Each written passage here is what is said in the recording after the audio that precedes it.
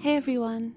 Before we open today's file, please make sure to follow us on Instagram at d.s.radio, where you can find all the images that go along with today's case. You can drop us an email at contact.dsradio@gmail.com. You can find all of our socials in the Linktree bio on our Instagram profile, including links to merch.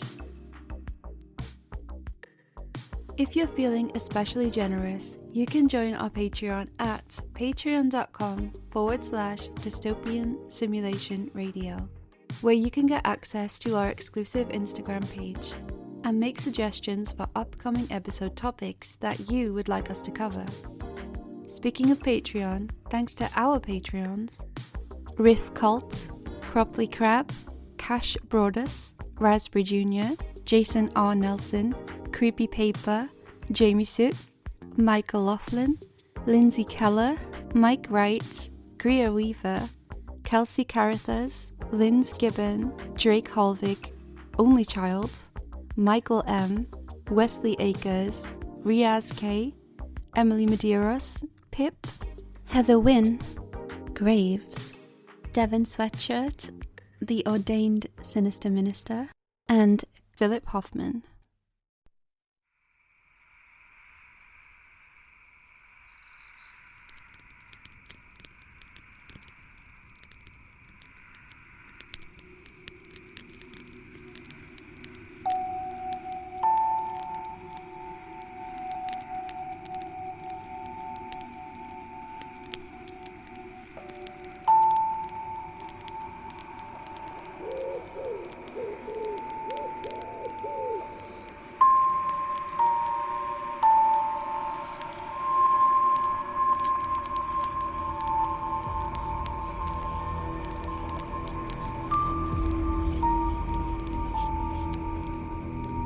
Hello, friend. I'm glad to see you weren't too spooked last time, and you've returned to the woods. Here, take your place next to the campfire. It's all ready for you. If you haven't listened to part 1 of this Halloween episode, I highly recommend that you do. We have 31 stories from 31 different crime podcasts. All the podcasts are listed in order of appearance, along with a link on where you can find them. I am your friend to guide you through the darkness, Shane Waters, from Foul Play Crime Series. Oh, my friend finally just showed up, by the way.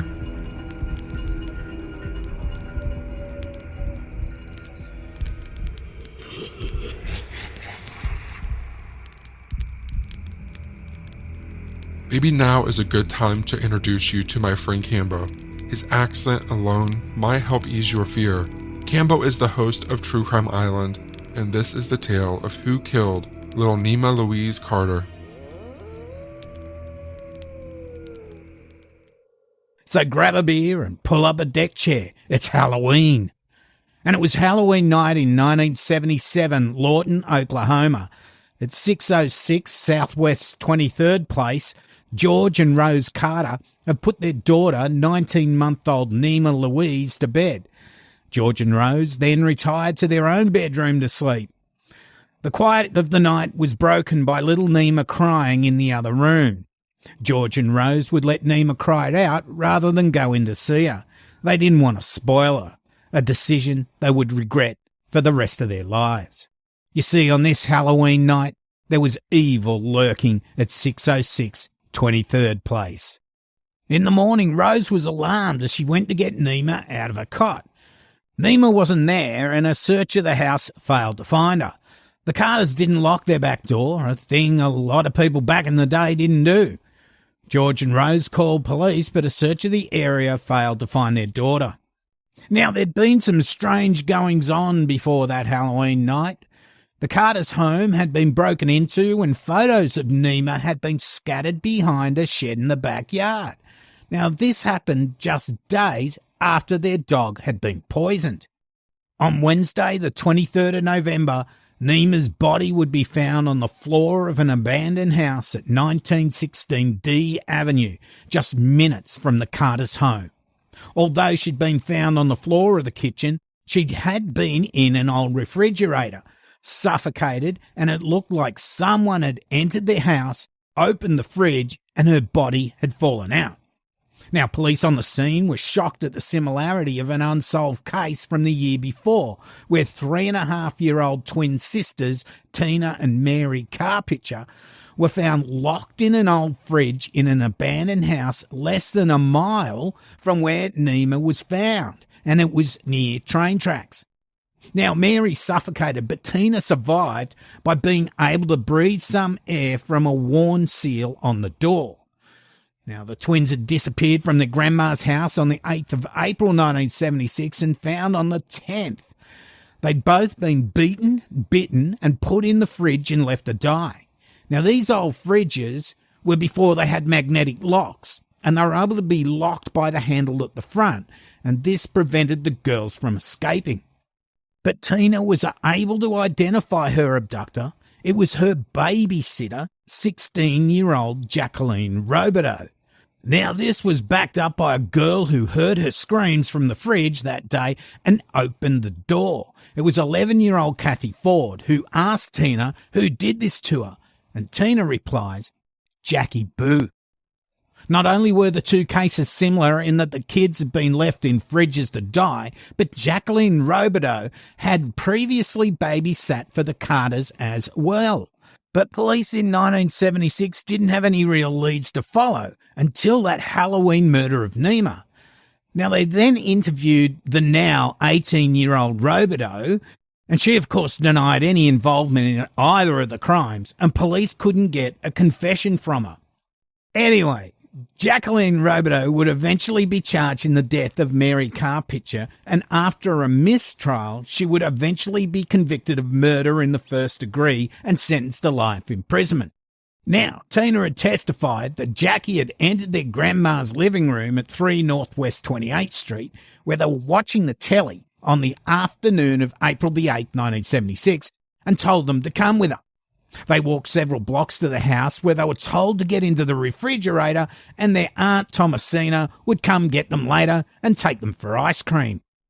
Now, what's also disturbing about this case was that a Mr. and Mrs. Craig that lived nearby saw Robideau walking near the house, and she had hold of the two little girls' arms by the wrists, and they were trying to pull loose.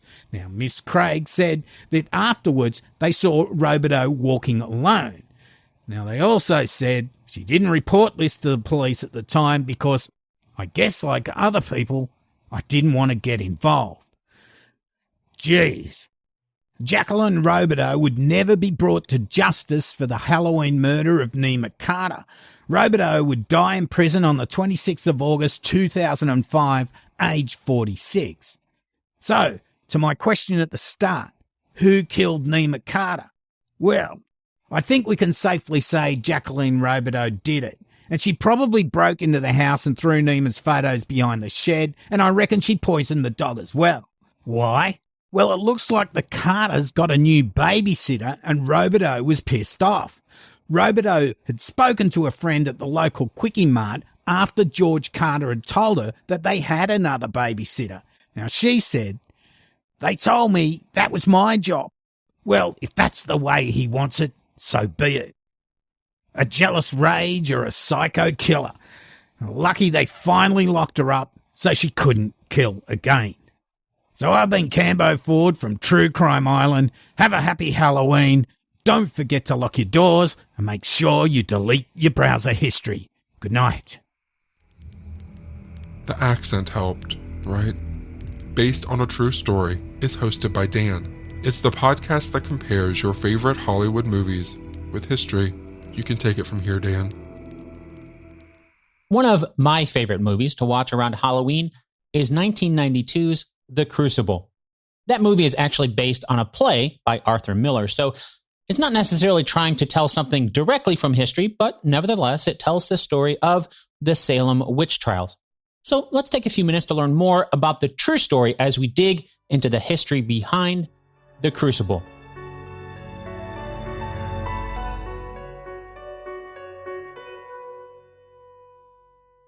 It's dark. Winona Ryder's character, a girl named Abigail Williams, wakes with a start. There's a girl in the bed with her, and with a little shake, Abigail wakes her up. Quietly, the two girls get out of bed and put pillows in their place. They carefully cover the pillows with blankets, so if anyone were to peek in at them, they would think that the two girls were still in bed. Then they sneak downstairs and out the side door. The camera cuts to another house, and we see more girls sneaking out of their homes as well. Then an overhead shot shows even more girls as they quietly make their way down the empty dirt streets of the town. If you pause the movie, you can see 12 girls at any one time on the screen. And speaking of pausing, let's pause the movie ourselves for a moment here because it doesn't give any sort of indication of time, date, or location. So before we continue further, let's turn to history to date what we're seeing here and give ourselves a geographical setting. All of this is happening in Salem, Massachusetts, on the east coast of the United States. That's about 15 miles or 24 kilometers to the north of Boston. The year is 1692. Salem has been in existence for 66 years and has quickly grown to being one of the most important seaports on the new continent. In 1692, of course, the United States wasn't really a thing yet, so Salem was an English colony. More specifically, it was one of the settlements in the Massachusetts Bay Colony. Boston was considered another settlement in that same colony. If we go back to the movie, Abigail and the other girls were on their way into the forest. Once there, a slave named Tituba leads them in some sort of ritual. The girls start swaying back and forth as Tituba chants. One of the girls says, "Make a spell on Joseph Baker, Tituba. Make him love me." Another one calls out, "Make Daniel Poole my husband."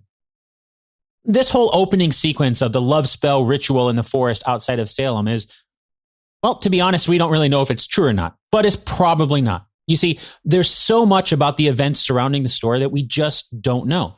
It was 1692, after all, and not everything was documented. With that said, what we do know of the events leading up to the Salem witch trials, the evidence suggests that it was not because of a love spell ritual being conducted in secret in the forest like we see in the opening scenes of the movie. One of the sources of documentation that we do know about comes from a man named Reverend John Hale. He wrote a book in 1697. You can find the full text of the book linked over at basedonatruestorypodcast.com/143. But here's a quote from his book that gives us an idea for what might have started the whole thing. "I fear some young persons, through a vain curiosity to know their future condition, have tampered with the devil's tools, so far that hereby one door was opened to Satan to play those pranks. I knew one of the afflicted persons who, as I was credibly informed, did try with an egg and a glass to find her future husband's calling, till there came up a coffin, that is, a specter, in likeness of a coffin. And she was afterward followed with diabolical molestation to her death, and so died a single person, a just warning to others to take heed of handling the devil's weapons, lest they get a wound thereby. Another I was called to pray with, being under sore fits and vexations of Satan, and upon examination I found she had tried the same charm. And after her confession of it, and manifestation of repentance for it, and our prayers to God for her, she was speedily released from those bonds of Satan. This iniquity, though I take it not to be the capital crime condemned, Exodus 22, because such persons act ignorantly, not considering they hereby go to the devil, yet borders very much upon it, and is too like Saul's going to the witch at Endor, and Ahaziah sending to the god of Ekron to inquire. What Reverend Hale is referring to is something known as umancy, or sometimes referred to as a Venus glass. It was thought to have been something like a crystal ball, something used to tell one's future. Remember that scene in Harry Potter and the Prisoner of Azkaban where Harry is in Professor Trelawney's divination class and he sees the tea leaves at the bottom of the cup to reveal the Grim? Well, that's basically what this charm was, except instead of tea leaves, they used an egg. The basic concept of this method of divination is to provide some sort of heat and drop an egg onto it. Then you read the shape that the egg white takes when it starts to solidify. As Hale mentioned, the girls seem to have been using this as a way of telling who their future husbands might be. So you can see how the idea of the rituals that we're seeing in the forest in the movie, trying to cast love spells and things like that, could be turned into what we see. As the story goes, the two girls who started playing with this form of divination might have been Abigail Williams and Betty Paris. They got scared when the egg white revealed the shape of a coffin, presumably predicting some horrible fate, kind of like what we saw with Harry Potter. So it's not likely that they were performing the love spell rituals that we see in the movie. Instead, they were using eggs as a form of divination or umancy. Think about that the next time you crack an egg over your pan. The shape you see when the egg white hits the heated pan was one of the ingredients that went into the Salem witch trials hysteria. On the other side of that, Reverend Hale's words also give us a peek into the mindset of Christianity of the day, as he mentions the charm being the bonds of Satan. In fact, Reverend Hale's book opens with a scripture verse from Isaiah 8, verses 19 and 20. When they say unto you, seek unto them that have familiar spirits, and unto wizards that peep to the law and to the testimony. If they speak not according to this word, it is because there is no light in them. The witch that Reverend Hale mentions is also from the Bible, the witch of Endor. That comes from 1 Samuel chapter 28, verses 6 through 8. When the first king of Israel, Saul, sought out the counsel of a witch in the city of Endor. He asked the witch to, quote, divine unto me by the familiar spirit, and bring me him up, whom I shall name unto thee, end quote. As that story goes, King Saul asked for the spirit of his old mentor and prophet of God, Samuel. But things didn't turn out so well when the spirit of Samuel prophesied the Israelites would be defeated by the Philistines the next day in battle. And so you start to get an idea for why the Christians in Salem could see this as an example of cause and effect. Essentially, there are dire consequences for getting help from a witch. Between February of 1692 and May of 1693, more than 200 people were accused of what we now know as the Salem witch trials. 30 of those were found guilty by the court, and 20 of those 30 were killed, 19 by hanging, and 1 by being pressed to death when he refused to go to trial. Looking back on it, many historians have suggested the Salem witch trials became an excuse for people to steal land and possessions. After all, when someone was accused, all their assets would be forfeited to the crown. Remember, it was an English settlement and not the United States. The United States was not a country yet. But it's not like the king personally took the assets of those accused. That's just how the law worked. And then those assets would usually come up for auction. And often the accuser would coincidentally be the one purchasing or simply taking ownership. That's how the assets would change hands legally. So those accused would lose their possessions and someone else would swoop in to take them over. It was all legal. Meanwhile, lives were ruined and even lost in the process. It wasn't until 18 years later in 1711 that a bill was passed to officially restore the good names and rights. 578 pounds was split amongst the survivors and relatives of the accused. It's tough to calculate the exact amount from that time, but as close as I can figure, that's probably about $42,000 in today's US dollars. So far, there has been a lot of tales from the US, but the world is a really big place. Jessica is the host of the Asian Madness podcast. She specifically covers crime on the Asian continent. Who better to bring us a tale from her home country of Taiwan? Many of you may not be familiar with Taiwan and what it's like, but just like any other place around the world, we have some specific spots that are said to be extra haunted. One of these places is a tunnel in Taipei City called Xinhai Tunnel. What's so special about this place? Well, for one thing, this tunnel is notorious for all the accidents that have taken place in and around it. Another reason is because the western entrance of the tunnel leads directly to the second municipal funeral parlor in Taipei City. Not only that, the mountain in which the tunnel is carved from is home to many old graves, so if you drive during the day and you look up, it might just seem like any old regular mountain. But if you look closely, You can see there are many traditional gravestones lined up all around it. Almost everyone is aware that this tunnel is known to be haunted. Many people who drive through this tunnel are wary and extra careful. It might be a bit superstitious, but it doesn't hurt to be alert while driving through tunnels. Many people have reportedly seen a womanly figure walking in the tunnel, and some have even heard a woman's voice near them when driving. It should be impossible to hear something like that so clearly when you're driving through a tunnel. Which leads us to today's tale. A taxi driver experienced something quite extreme, and this is his story. One night, he was making his usual rounds around the city, and that's when he drove through the tunnel. At the entrance, he found an expressionless young woman waving at him, so of course, he stopped and let her get in. He didn't think much of it. The area was close to the city, so not exactly in the middle of nowhere. The woman was very pale, almost sickly. The driver didn't pry, just simply asked her for her destination. She gave him an address, and off he went. They drove around, and the driver was feeling somewhat uncomfortable, like something in the air didn't feel right, but he chalked it up to him being superstitious and tired.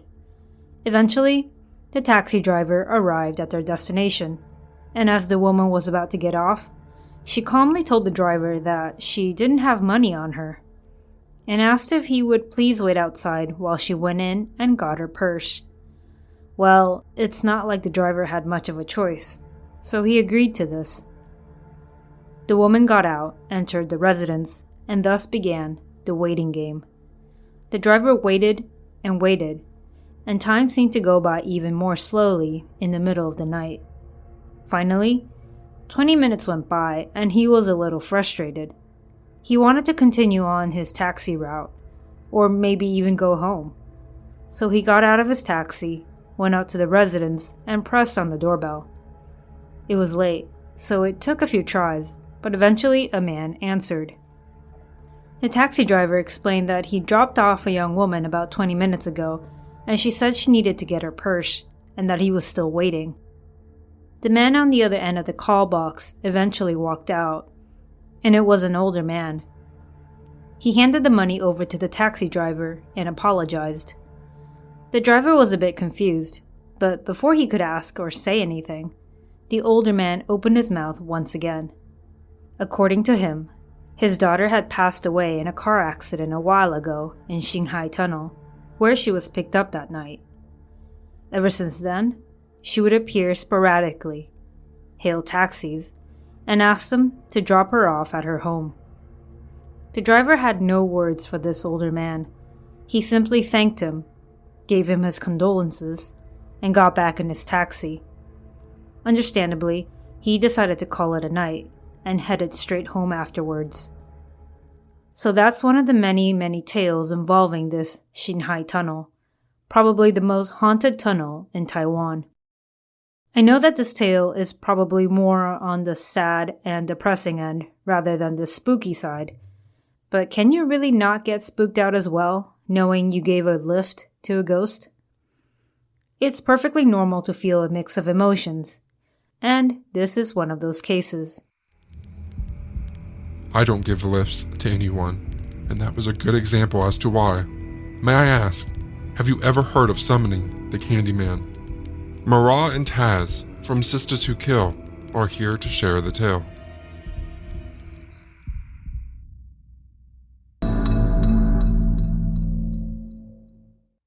Our players this week are the plantation owner, the murderer, and Daniel Rabatel, the Candyman. There once lived a man named Daniel Rabatel. Daniel was a slave who worked on a plantation in New Orleans, Nawlins, as they like to call it. But he wasn't just any old slave. This man was also a talented painter. I mean, hands down, everybody loved to see his paintings.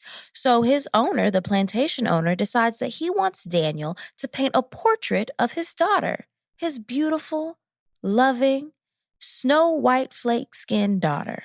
Now, paintings, of course, as most of you know, they take time, especially really good ones. So that meant that Daniel had to spend a lot of time with his owner's daughter. And he ended up falling in love with her, which is one big mistake. The plantation owner, of course, found out about this, and he was pissed. I mean, he was livid to the point that he grabbed a mob of people, a mob of angry white men to go get Daniel. The mob came and they were armed with pitchforks and they were ready to catch Daniel. They chased him through the fields and they finally caught him. And when they caught him, they were near an old barn. Daniel, he had been running and hiding and he was exhausted and he literally could not run anymore. The mob came up, they grabbed Daniel and they were all snarling at him with a snaggletooth self. And they took a rusty saw and they cut off Daniel's right hand, the hand that he was so famously known for painting these beautiful portraits, the hand of a slave that fell in love with his master's daughter. The next thing the mob did was go and find a whole bunch of honey. Don't ask me why these white folks had all this honey, but they did, and they doused Daniel's body in this honey and threw him in a beehive. They watched and they laughed and they snickered and they kept making Daniel stay in this beehive until the bees stung him to death. Now listen, the average person can safely tolerate 10 stings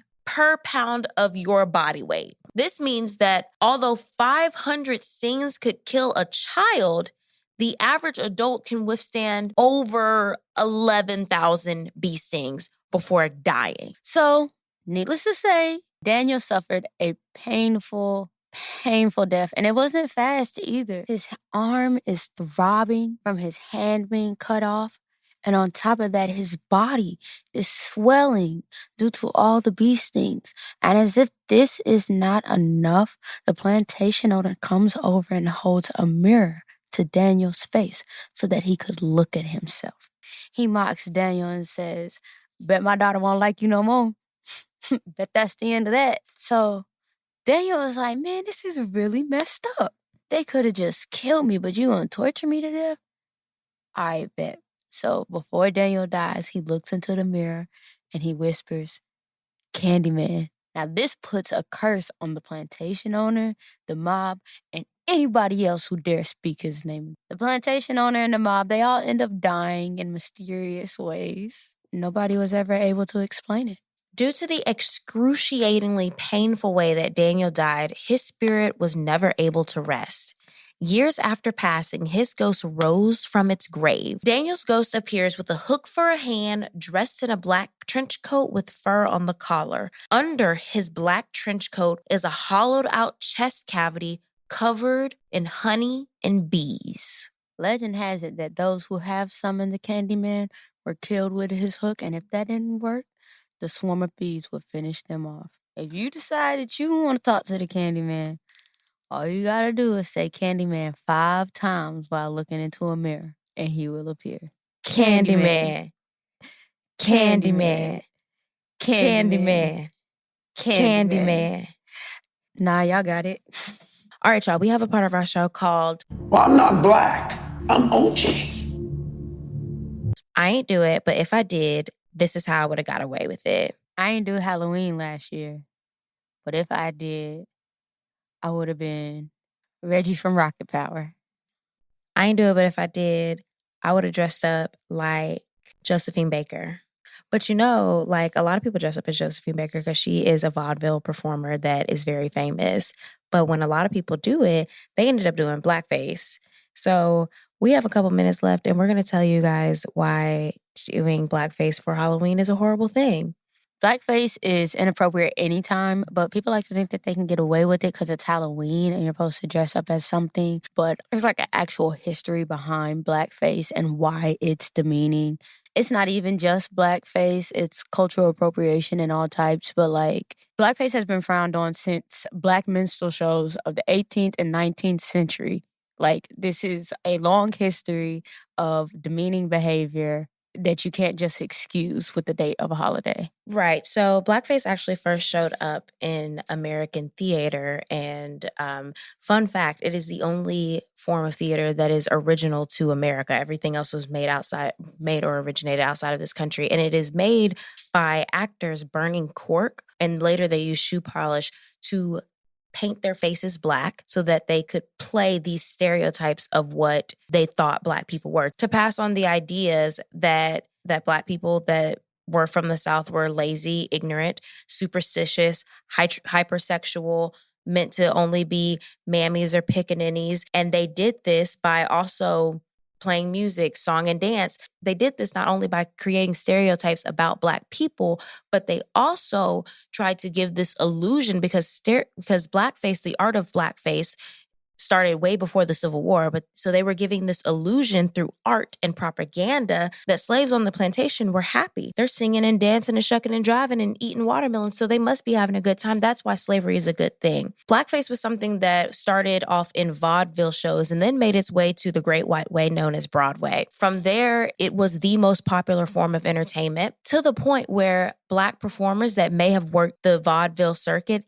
they ended up having to cork up. Corking up is basically when you burn the cork and you paint your face black. Famous Black performers had to cork up at that time because that was the only way that they would be able to perform, because that was the only way that white people would accept entertainment from a Black performer. That was the only way that they would accept any type of Black media. So when you guys are picking out your Halloween costumes this year, not saying that you can't be somebody outside your race, but you don't have to darken your skin to do it. You can be Wakanda if you want to. Just don't paint your skin black, right? Like, I seen some white boys dress up as the Migos, and it was one of the best costumes. And I think I did still white boys. And still white boys. I know exactly who they were. There's a way to do it.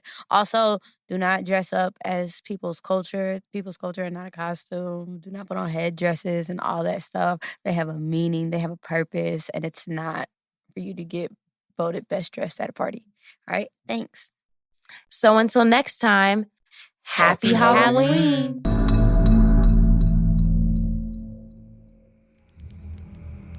Candyman. Well, I didn't call this The Nightmare Before Halloween for nothing, I guess. Good luck to both of us. A lot of my friends here tonight have 2 podcasts, as do I.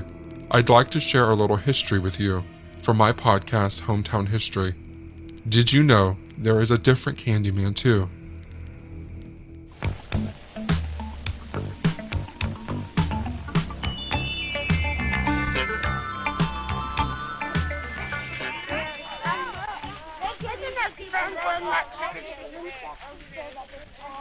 Halloween is really a special time, isn't it? Especially for me. You can see why if you know who I am. Look up a little. That's me, a jack-o'-lantern. At Halloween time every year, I sit up here and watch everybody go by. It's a nice and scary time, isn't it? All those wonderful costumes and masks and makeup. I think about how much fun Halloween is. I also worry a little bit about the things that can spoil the fun of Halloween. Those kinds of things scare me too. The best part of old Halloween safety PSAs, like that one, was the long list of well-intentioned but often terrible advice, like, don't wear black. What about this color? A white costume makes an unusual, different kind of witch, who's more likely to be safe on Halloween night. Another suggestion was to wear large fluorescent, reflective panels all over your body so you're basically glowing in the dark. A good way to make any costume easier to see at night is to decorate it with reflective tape or reflective patches. This one was a little more reasonable. Expand the eye holes in your mask. Now, how about the mask? Any problem with it? Do you remember how hard it was to see out through those little eye holes? To be safe at night, you have to be able to see clearly as well as be seen. We can improve the mask by cutting larger holes to look out of. Or, if you want to have even less fun, there is an even safer way. You can simply not wear a mask. But as every 80s or 90 kid knows, the greatest threat was always the candy. You see, some people think it's fun to play tricks with your treats. Watch out for candy wrappers that have been torn or punctured. That might be a sign of tampering. There might be things in the candy. So break open candy bars before you eat them. Cut fruit into pieces before you eat it, just in case something's been stuck in it. Watch out for things that look like candy, but might be medicines or drugs or even poisons. Don't eat anything that doesn't look right. If it looks funny, it might not be so funny if you ate it. Treats are so much fun to collect. It'd be awful to have them spoil your Halloween fun by making you sick. Corey's treats won't make her sick, and I hope yours won't make you sick either. This idea that strangers were trying to poison you was everywhere when we were kids. Every kid in America heard this warning every single Halloween. And if people gave you fruit or cookies or unwrapped candy, your parents probably made you throw it away. The irony of all this hysteria and fear was that it came back to one case in Texas where a man named Ronald Clark O'Brien used a giant pixie stick to poison his own son. O'Brien laced 5 of these pixie sticks with potassium cyanide and handed them out on Halloween night. He gave 2 of them to his children, Timothy and Elizabeth, on whom he had recently taken out life insurance policies. In order to disguise the source of the poisoned candy, O'Brien gave 2 more pixie sticks to his neighbor's kids. He gave the 5th to a 10-year-old from his church. Fortunately, 4 of the children were not in the mood for pixie sticks. Unfortunately, Timothy O'Brien's 8-year-old son did eat his and died on the way to the hospital later that night. This next clip is from live coverage from the courthouse during O'Brien's murder trial in 1975. Most of today's testimony came from Jimmy Bates, a close friend of the O'Brien family. Bates said that before Halloween, O'Brien asked if he could bring his children over to trick-or-treat with the Bates children on Halloween night. Both families ate dinner together, and then the fathers took the children trick-or-treating. Bates said O'Brien went to one house where no one appeared to be home, and after the children had scampered ahead to the next house, O'Brien came off the front porch carrying the pixie sticks. He gave the pixie sticks to the children and then later took them back and said he wanted to stop at his car for a moment. Bates said when O'Brien came back into the Bates house, he returned the pixie sticks to the children. Later that night, Timothy O'Brien died from eating a poisoned pixie stick.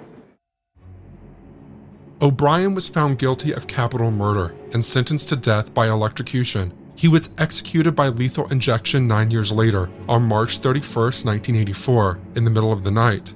In the words of the prison chaplain, the most despised person ever escorted into the death house was Ronald Clark O'Brien, a short, puffy man who had been absolutely friendless during the 8.5 years he'd been in prison. In the week before he was scheduled to be executed, in fact, inmates at the walls had even petitioned to be allowed some manner of organized demonstrations to show their disdain for the former optician who had been convicted of murdering his 8-year-old son.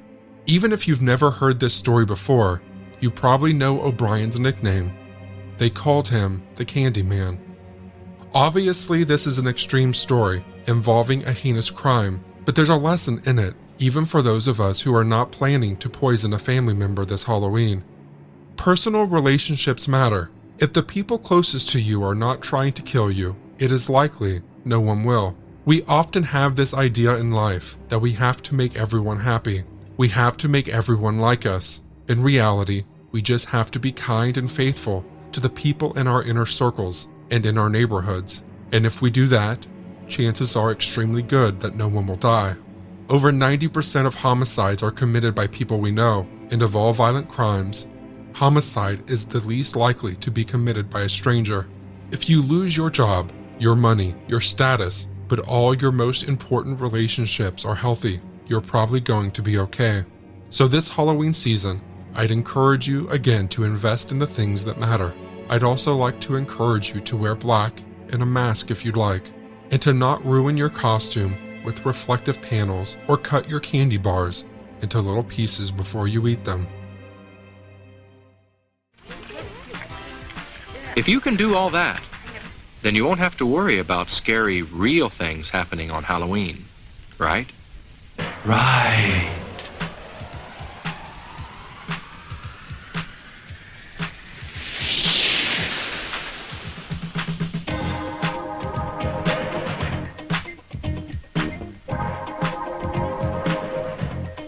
have a fun and a safe Halloween.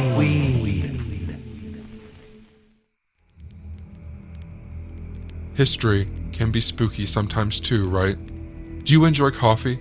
How about true crime? Well, Maggie and Allison cover lesser-known cases, and they like their coffee hot and cases cold. On the Coffee and Cases podcast. The setting for our case this week, Maggie, is New York. The towns of Cheektowaga and Depew, New York, to be exact. On the evening of Saturday, October 30th, 1982. 18-year-old James Adamski had on his costume. He was going for what he called the American Gigolo look. The Richard Gere film had just come out 2 years earlier, and I'm sure James, this 18-year-old, was loving the idea of going as a young man looking for a sugar mama. Oh, I'm sure. I'm positive. Now, Maggie, this was a different time since it wasn't until 1988 that all states in the U.S. had raised their drinking age to 21. Oh, I feel so dumb. I didn't even know that there was a different age. I didn't know this either until I started researching this case. But at the time, it was legal at the age of 18 to drink in New York. And that was precisely James Adamski's plan. He was heading from his home on View Court in Cheektowaga to the 5 and 23 bar at the corner of Transit Road and Walden Avenue in Depew. They were having a Halloween Eve celebration, and it was one of those pay a cover charge and drink all night deals. Okay, so I feel like very typical experience for a lot of 18-year-olds. Yes. And I'm thinking it happened on Halloween Eve because Halloween Eve was a Saturday. Oh, yeah. And Halloween was on a Sunday. Before making the 2-mile walk from his home to the bar, he let his parents know he'd be home later. And then, when passing by his 8-year-old younger brother, Andy, already in his costume and ready to go get as much candy as humanly possible, James kissed his little brother on the forehead and said, "Have a good time trick-or-treating, kid," as he strode out the door. Aww. I know. I can imagine like a little ruffling of the hair. Yeah, me too. Happening. At the bar that night, like most 18-year-olds I'm sure would, James made the most of the all-you-can-drink, and by most accounts was quite inebriated by the end of the night. Yeah, again, as most 18-year-old people would be. Yes. While James was a happy-go-lucky, thoughtful guy, he did get into an argument that evening with some other patrons at the bar, but it luckily quickly de-escalated before anything got out of hand or got physical or anything like that. James left 5 and 23 in the wee hours of the following morning, October 31st. And 5 and 23 is the name of the bar? Correct. Okay. He left the bar walking south in the company of a young woman and walked along Transit Road near Broadway with her for part of his journey back home before parting ways around 3:30 a.m. So I'm assuming because you say a young woman, we don't know this lady's name? I have not seen her name printed anywhere, no. But James Adamski never made it home. His brother Andy recalled to journalists Dan Herbeck and Karen Robinson of the Buffalo News, quote, "When he didn't come home the next morning, my mother knew something was wrong. He was very respectful of our parents. He would never have stayed away all night without telling them," end quote. You know what this reminds me of? It reminds me of the episode we did, episode 150 on Kurt Sova, like he tells his parents he's going to be out and they just kind of trust him and they go to bed. But then when they wake up, he isn't there. Yeah, it's super similar because James kind of had that same relationship with his parents. So when he didn't come home, that was so out of character for him that his parents immediately alerted law enforcement when he didn't come home. However, even with launching a large-scale search, officers found no sign of James. Nearly 2 months after his disappearance, though, on December 26th, the day after Christmas, 2 rabbit hunters were out in a rural wooded area right by some railroad tracks near Ransom Road in Lancaster, New York, when they approached what looked like a thicket. Upon moving some leaves and twigs out of the way, thinking that they would scare rabbits out into the open, they instead discovered a body buried in a shallow grave and covered with those twigs that I mentioned. Mm-hmm. The very next day, police had identified the body as that of James Adamski. He was still dressed in his costume from the night he went missing, though his body was found in a location 4 miles from where he had last been seen. The cause of death was blunt force trauma to the head, from what law enforcement speculated was an instrument like a baseball bat, a 2x4, or a tire iron. Oh, my goodness. That is such a wide range Yeah. of potential weapons. Are tire irons the things that you use when you're changing a flat tire, those skinny things? He had been dealt numerous blows to the head, making it clear that this was a homicide and not an accident. But finding the perpetrator would prove harder than they thought, because James was a young man whom everybody seemed to adore and who had no known enemies. Who would want to harm someone like that? And while there was the argument at the bar, those individuals were questioned by and cleared by law enforcement. Yeah, and you said it de-escalated quickly, so that makes me think they kind of resolved it on their own. And the girl he walked partially with, the last other than the perpetrator to see him alive, was also questioned and cleared as well.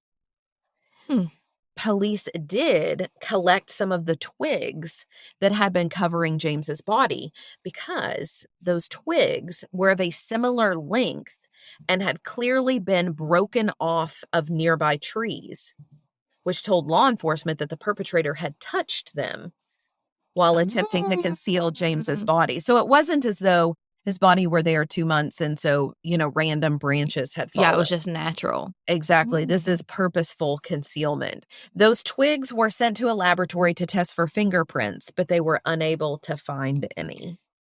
But what about his clothes? There should be something on those.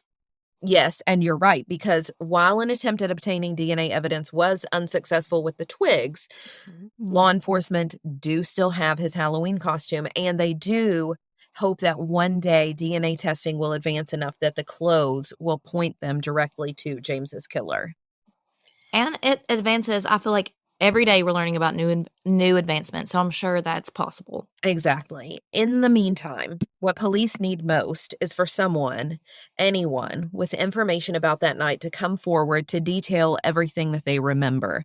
The smallest and seemingly insignificant memory of that night could be all they need to solve this case. And they do believe, Maggie, because of the body's location so far away, that someone had picked James up in a car. I wonder if it was someone he knew.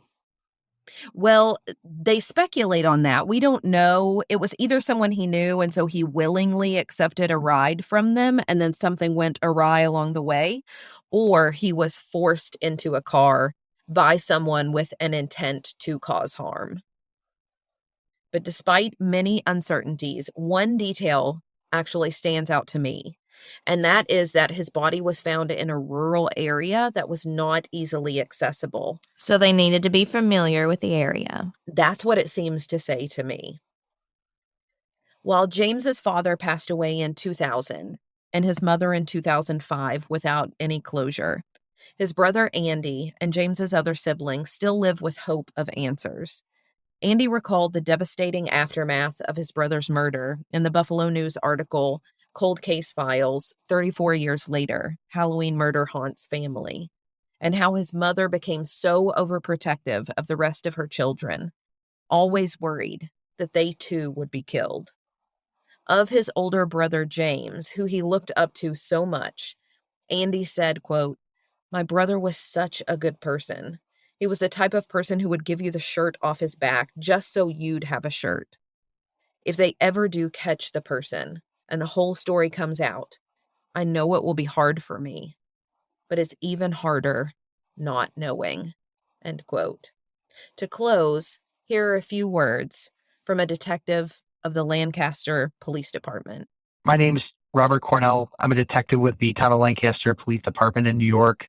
My department is still actively investigating the homicide of James Adamski.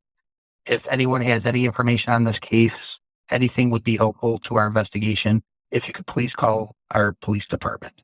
There's an $11,000 reward for information that leads to an arrest and indictment in this case. Anyone with information is asked to contact the Lancaster Police Department at 716-683-2800. You could buy a lot of candy for $11,000. Mama Margot is the host of Military Murder, which focuses on crimes committed by military members, veterans, and sometimes their spouses. Don't worry, you don't have to have knowledge about the military to listen. Now, let's jump into this true spooky tale. In 1993, an Army sergeant named Stephen was notified that his wife was in the hospital.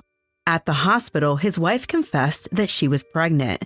Stephen was like, wait, I had a vasectomy, how can that be? The wifey eventually confessed that she had an affair. Stephen pressed his wife to learn who she had an affair with.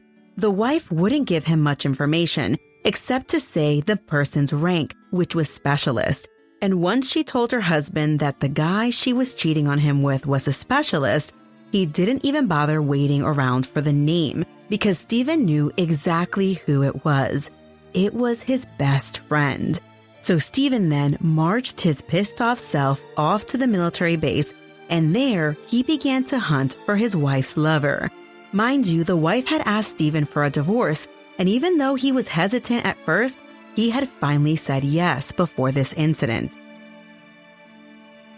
Fast forward to the military installation, which happens to be in Germany, and Stephen is looking for his ex-best friend. He finds the specialist. The specialist's name is Greg, and Greg is in a phone booth. The phone booth is in front of the dining facility during dinner time, so there are plenty of people around. Greg doesn't see Steve coming, and in fact, he's on the phone with Stephen's wife. Eventually, he sees Stephen and he tells the woman, "Your husband is here," and then the call goes dead. At the phone booth, Stephen and Greg are fighting to the death. Then, all of a sudden, Greg collapses. A circle of onlookers gather around. It looks like Stephen is whooping on Greg because Greg is just laying there while Stephen keeps punching him. But Steve isn't punching him. He's actually stabbing him. Greg is laying there motionless, and people are watching. And then Steve starts to make some sort of chopping motions with what eventually turns out to be a knife. He gets up and starts kicking Greg repeatedly on the head until the head physically detaches from the body. Everyone is now watching in horror. They are probably hiding now as Stephen picks up the man's head. He scoffs and says aloud, "That's what you get for being an adulterer." Then Stephen drives off with Greg's head in tow. Minutes later, there is a commotion at the hospital. A blood-soaked Stephen walks into his wife's hospital room and grabs something from his bag. It's Greg's head. He places it down next to her and forces her to look at it. And then he says, "Now you can picture this for the rest of your life." Stephen was immediately arrested, and it wasn't hard to prove he did it. There were dozens of eyewitnesses after all. And Stephen confessed to the doctors in the hospital. Months later, at his military court-martial, also known as a trial, he put on the good soldier defense, evidence that he was the best thing since sliced bread, and he had never, ever done anything wrong in his life. Ultimately, Stephen was convicted of killing Greg and was sentenced to life in prison. But the Army general in charge of this court-martial ended up reducing Stephen's sentence to 30 years. Needless to say, this former soldier served less than 30 years due to good time and was released. Crazy story, right? Bet you thought it was an urban legend, but it's not. I don't even have a comment for that story. I'll just leave it. My friends at the Dystopian Simulation Radio are here to share an underwater nightmare that takes place on the floor of a cave that has taken several lives in its time. In 1996, expert cave diver Nuno Gomes of New York City was awarded a Guinness World Record for the deepest dive in Bushman's Hole, a cave in South Africa. Gomes descended over 270 meters down to the depths of the cave, where it took only 14 minutes to plunge into the darkest depths of what the locals call Bushman's Hut, where he spent just 4 minutes at the bottom in an expedition that took a total of 12 plus hours to complete. The lengthy stint factored in a decompression schedule to stave off the bends, a painful decompression sickness that can cause pain, paralysis, and death if a diver ascends too quickly. Nuno Gomes made it out from the deepest depths of the Bushman's cave with his life intact. But the same could not be said to those before and after him. Bozeman Ghat claimed the life of Eben Linden in 1993 after Leyden passed out descending 60 meters. The cave also took the life of Dion Dreyer, who was only 20 years old when he blacked out in the Bushman's cave while doing an air dive. He died at around 70 meters, his body sinking 270 meters to the bottom, where it would remain for a decade. David Shaw was a technical diver, pilot, father and husband, and lover of all things extreme. His wife, Anne, knew that there was always a risk that Dave may not return from his adventures, but knew how passionate he was about his endeavours, and had never dreamed of denying him of them. David had some close calls in the past, but he always believed that God was watching over him. He was constantly testing his limits and pushing the boundaries to see how far he could go. David began scuba diving in his early 40s. He enjoyed it right away, but it wasn't challenging enough, and soon he began pursuing more technical dives. This is where Dave became interested in cave diving. In order to dive deeper for longer, divers use rebreathers, a specialist diving apparatus that recycles the air. David Shaw purchased his own rebreather, but felt limited by what the equipment had to offer, so he made some edits of his own that would allow him to descend even deeper. Dave had always been interested in exploring untouched pockets of the earth, of which few remain, and he believed cave diving offered unexplored territory that he could be the first to see. Bushman's Hole, a submerged freshwater cave in Northern Cape, South Africa, west of Johannesburg, called Dave's name. And on October 28, 2004, he completed a record-breaking dive of 270 meters. To enter the cave, a diver must first climb down rocks before connecting with the water below and descend into a narrow tube that widens as it goes deeper. The main part of the cave is around 60 meters down, and a rope attached to the ceiling of the main cave guides the diver through the cavernous black abyss. Without the rope, a diver would find themselves disorientated, with nothing but darkness in every direction. Divers carry powerful lights for this reason, strong white beams cutting through the void, alerting other divers on the mission of their presence. When David resurfaced, he said he had spotted the body of Dion Dreyer, whose body had been suspended 270 meters down in the cave for an entire decade. David described turning his head to the left while on the cave floor, where he found himself face to face with Dion Dreyer, his face still covered with a mask. Dave added that at that depth he struggled to breathe and knew he had to resurface. David Shaw felt compelled to retrieve Dion Dreyer's body. Not only had he seen it during his dive, the image of which had played on his mind since resurfacing, but he had even experienced a premonition of finding Dion's body in a dream he had just a couple of days before the dive. David, a father himself, went to Dion Dreyer's parents and told them of his plans to retrieve their son's body. They were ecstatic at the news and had always wanted their son's remains back on dry land so they could honor his memory and lay him to rest. Dion's body had been in the cave for so long that it was assumed that his remains would be skeletal.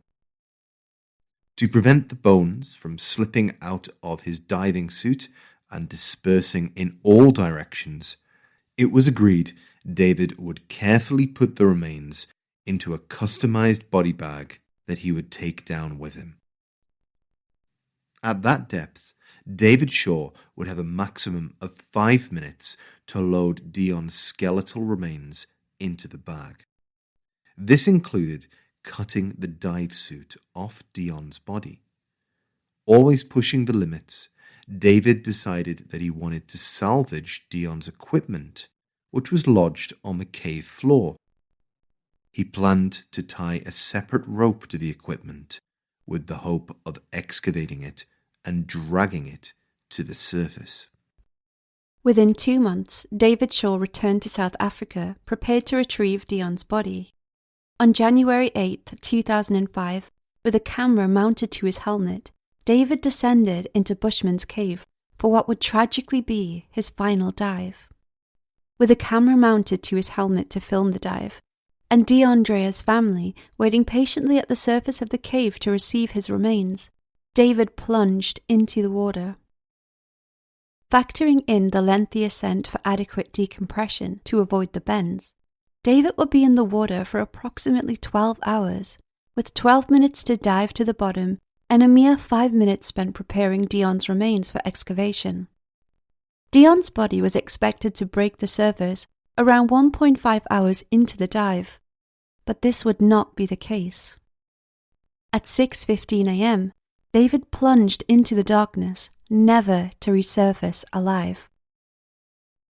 The mission was supported by a team of 30, including 2 world-renowned support divers and others meeting him along the way at various depths of the dive. One of the team divers, Don Shirley, waited at a depth of 220 meters, waiting for David to meet him. But when he looked below, he could see no sign of movement. Just a still spotlight, static on the cave floor, unmoving. The diver descended to assist David, but the handset on his wrist cracked under the pressure before surpassing 240 meters, and he made the decision to return to the surface. David Shaw died attempting to retrieve DeAndrea's body. When the team pulled up the line, they found DeAndrea's body attached to it, as well as the body of David Shaw, with the camera still attached to his dive helmet. Although he had lost his life, he had completed his mission of salvaging Dion's remains from the cave floor. When the team reviewed the footage, they watched David Shaw's last moments alive.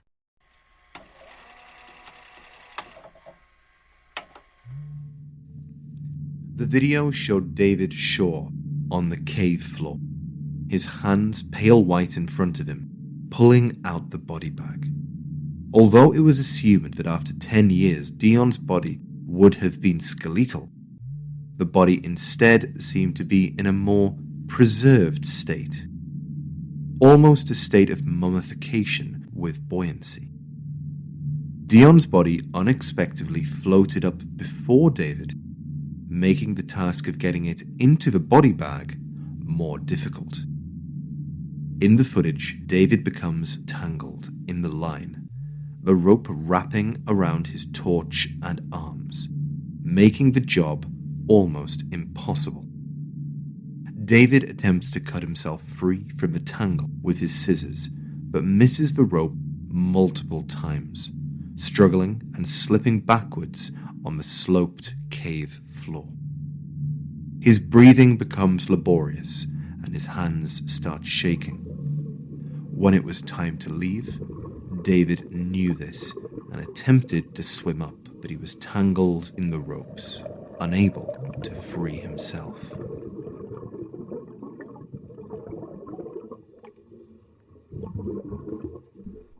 The increased breathing caused by David's struggle produced significantly more CO2, eventually depriving him of oxygen and causing him to drift off, his light still hanging as he floated unconscious. The final scene of David's life showed his hands, motionless, the line he failed to cut wound loosely between his fingers. Despite meticulous planning, David died alone on the cave floor, his teammates helpless and unable to save him, forced to look down at his light, unmoving and still.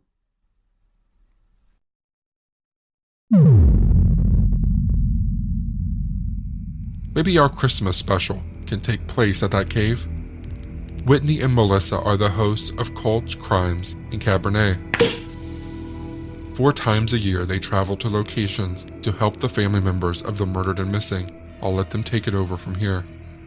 Mount Pleasant, Michigan is a city located in the heart of the state. If you need a visual and are aware of how Michigan looks like a mitten, Mount Pleasant is right smack dab in the center of the palm. It has a population of just under 22,000. The main campus of Central Michigan University calls Mount Pleasant home. It is truly a college town, as when school is in session, the population almost doubles in size. Mount Pleasant is also home to the Christ Community Fellowship. This is a very small church, so small that the congregation was of about 14 people at its height.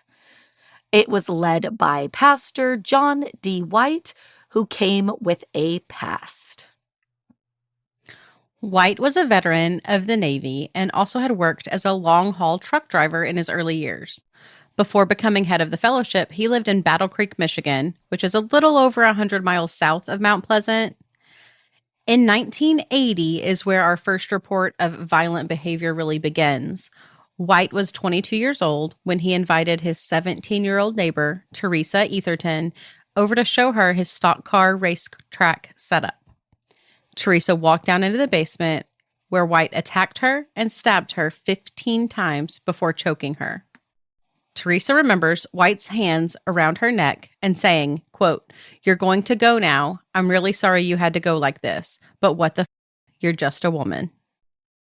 Teresa is obviously a badass and survived the attack, and White was arrested after Teresa reported him to police. He pled no contest, and in 1981, he was sent to prison for 10 years. After being incarcerated for 2 years, he appealed and was released. Teresa did not hear of his release until one day, while standing in line at a store, she heard his chilling voice and turned around to see White smiling at her.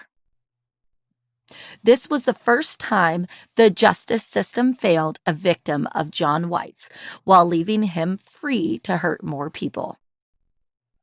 There is a gap in White's criminal history after he was released in the mid-'80s. He wasn't connected with any crimes until July of 1994.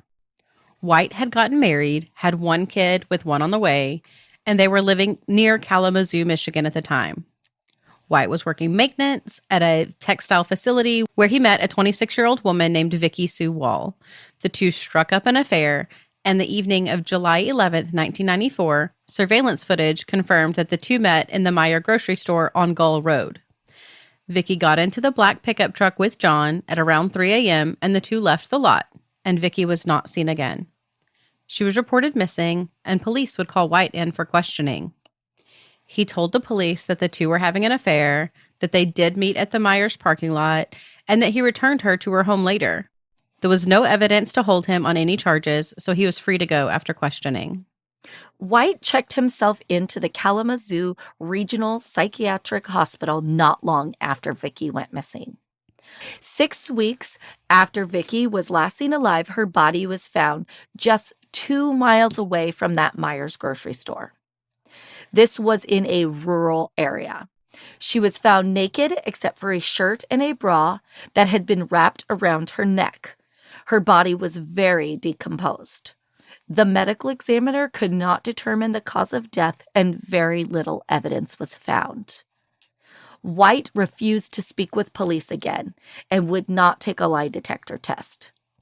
His pickup truck was searched, and with the help of luminol, blood was found in several areas. In early September 1994, about a week after Vicky's body was found, White would be arrested at the psychiatric hospital, only having the blood evidence inside White's pickup truck and very little other evidence. First-degree murder charges wouldn't hold up in court. White pled guilty to involuntary manslaughter and was sentenced to 8 to 15 years. John claimed to love Vicky and that her death was just an accident. While incarcerated, John was seeing a psychologist. He told his doctor that he had murderous fantasies and was turned on by necrophilia. He also claimed to have learned that his fantasies were wrong and that he was aware of that and that he had been reformed. When White was released on February 11th, 2007, he was set on being a man of God. He moved to Mount Pleasant into a mobile home neighborhood about 11 miles west of town. He took on the pastor role at the Christ Community Fellowship Church, where he met and fell in love with Sally Gay. The two would get engaged, and Sally moved in with him in the neighborhood, and her daughter, Rebecca Gay, and her son lived just a few doors down. The church knew of his past, but believed in redemption and that John had been reformed. A few weeks before Halloween in 2012, John's fantasies started creeping back in. On Halloween Eve, John was at his home drinking heavily when his urges overtook him. He walked a few doors down to Rebecca's trailer in the early morning hours, carrying a rubber mallet and zip ties. He entered her home and hit her in the head repeatedly until she was unconscious. He then took a zip tie, placed it around her neck, and tightened it, strangling her to death. Rebecca's 3-year-old son was sleeping in the next room. John then took the rubber mallet, towels he used to clean up the mess with, and placed all of it in trash bags with Rebecca's body. He loaded it into his pickup. He took her body about a mile from her home and disposed of it in a ditch behind a tree line. John then returned to Rebecca's home and cared for her son, Conway, as he had before. He dressed him in his Halloween costume and met his father in a grocery store parking lot to exchange custody. When Rebecca didn't show up for work on Halloween, her co-workers became concerned and reported her missing. John took to his congregation, pleading for prayers for her to be found. The very next day, while being questioned, John admitted to murdering Rebecca and told police where they could find her body. He claimed his motive was his fantasies fueled by the necrophilia pornographic material that he had been watching for weeks leading up. He couldn't remember if he sexually assaulted Rebecca after her death or not, but she was found nude.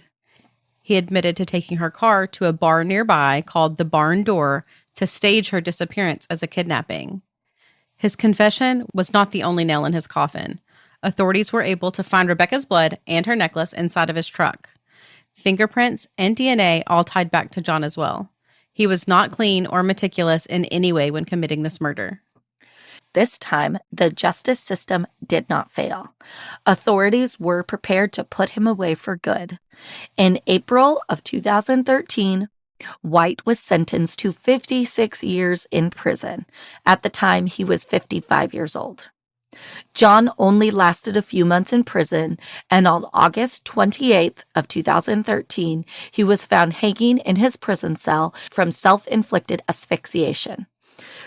Revival attempts were made, but unsuccessful. Do you think Whitney and Melissa give listeners free Cabernet? We should find out. My friend Emily is coming to the campfire next. Her podcast is Morbidology, where she covers a new crime case each week, taking an in-depth look at any systemic failures that may have had a part to play in the crime. Now let's travel back in time to August of 1992 to Baton Rouge, Louisiana, where our crime takes place. Yoshihiro Hattori was a 16-year-old Japanese exchange student who moved in with the Haymaker family. He was affectionately known by his friends and family as Yoshi. Yoshi was the third exchange student that the Haymakers had hosted, and the second from Japan. Yoshi settled in perfectly. He enjoyed fishing with the family, and he always made sure to help out with his share of the chores. Brian Haymaker stated he was throwing his heart into everything. He was making friends. He was adventurous. He was having trouble with English, but he was going on anyway. When Yoshi came to America, he was enrolled at McKinley High School, where he was known as a fun-loving and conscientious student who almost always had a smile on his face. His classmates said that he could always make them laugh, especially when he randomly broke into a Western dance step. As his friend Mandolin Fawn said, no matter who was rude to him, no matter what happened, he always had a smile on his face. In fall of 1992, Halloween was fast approaching, and Yoshi could hardly wait for his first Halloween in the United States. He and Webb, who was the teenage son of the Haymakers, had been invited to a Halloween party, which was being held on the 17th of October. Yoshi had already picked out the perfect costume for somebody who was known for their impromptu dances. He was dressing up as John Travolta in Saturday Night Fever, donning a tuxedo and white jacket, and topped off with some jewellery around his neck. Webb wasn't as excited as Yoshi, and he opted out of wearing a costume that night. The Halloween party was being held at the host family of another Japanese exchange student. The purpose of the Halloween party was for exchange students to get to know other exchange students, so that they could share their experiences and make new friends.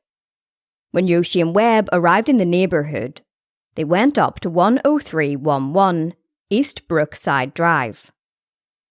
The home was adorned with all the Halloween decorations one would expect for a Halloween party. But Yoshi and Webb were unfortunately at the wrong home. They had transposed 2 numbers in the address of the home where the party was being held, and ended up at 10311 instead of 10131. The house belonged to Rodney Pierce and his wife Bonnie. Yoshi and Webb approached the front doorstep and knocked on the door. Bonnie opened it up, screamed, and then slammed it closed.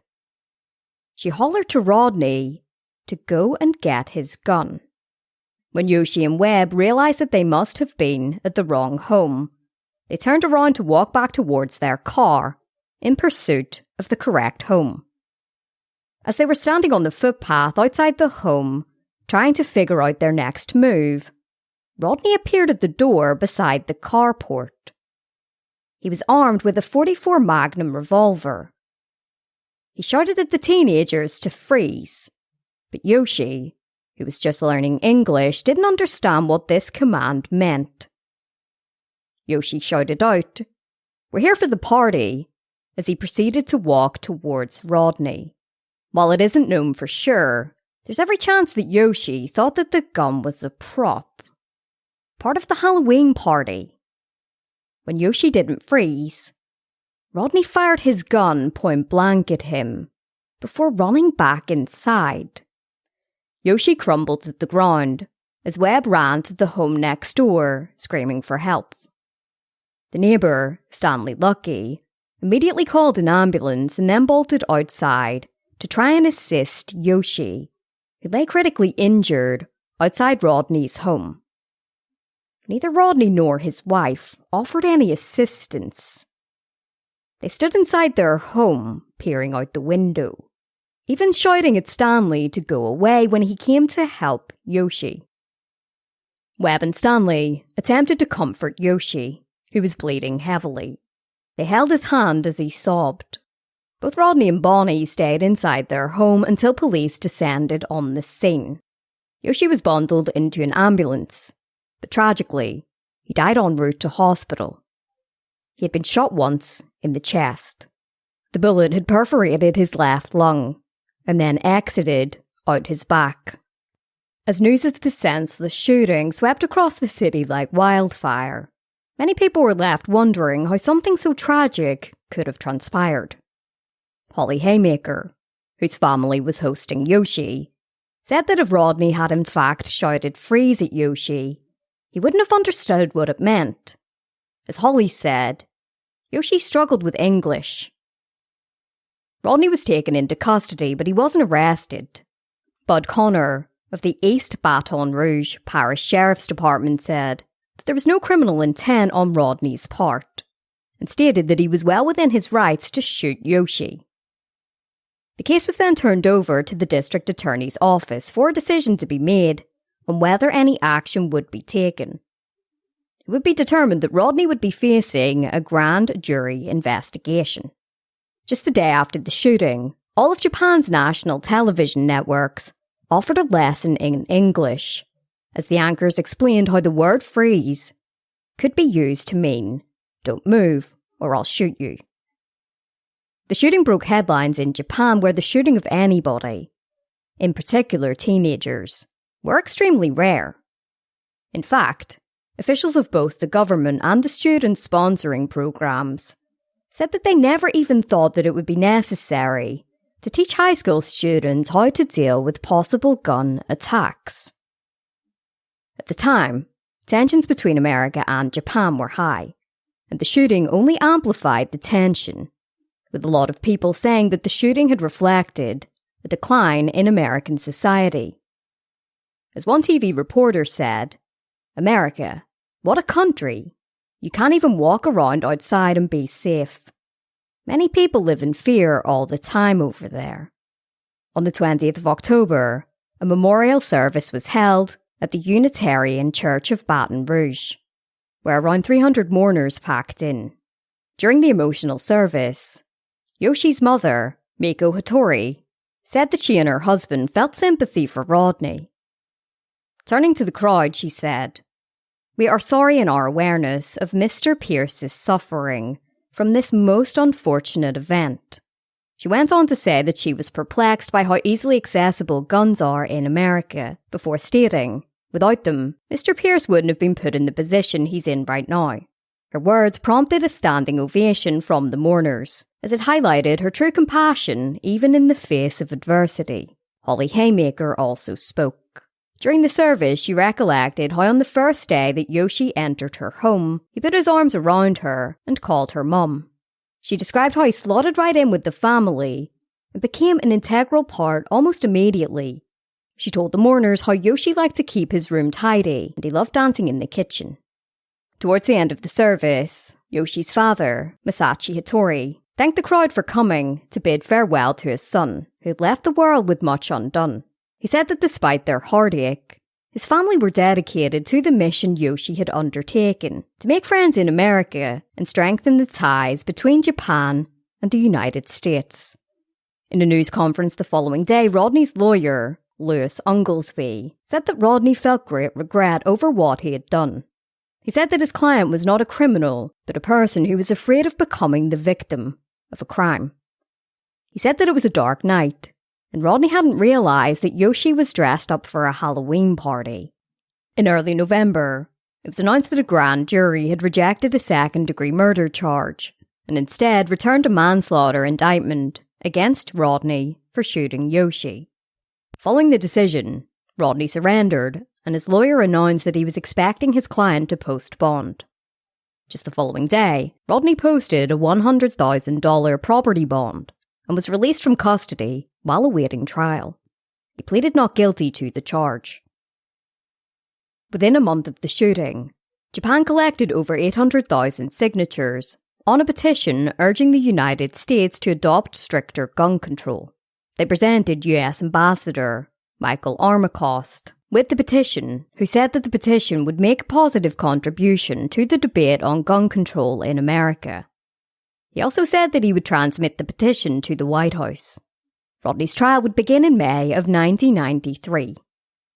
During opening statements, defense Unglesby said that Rodney shot Yoshi because he thought that he was protecting his wife and 3 children from an intruder.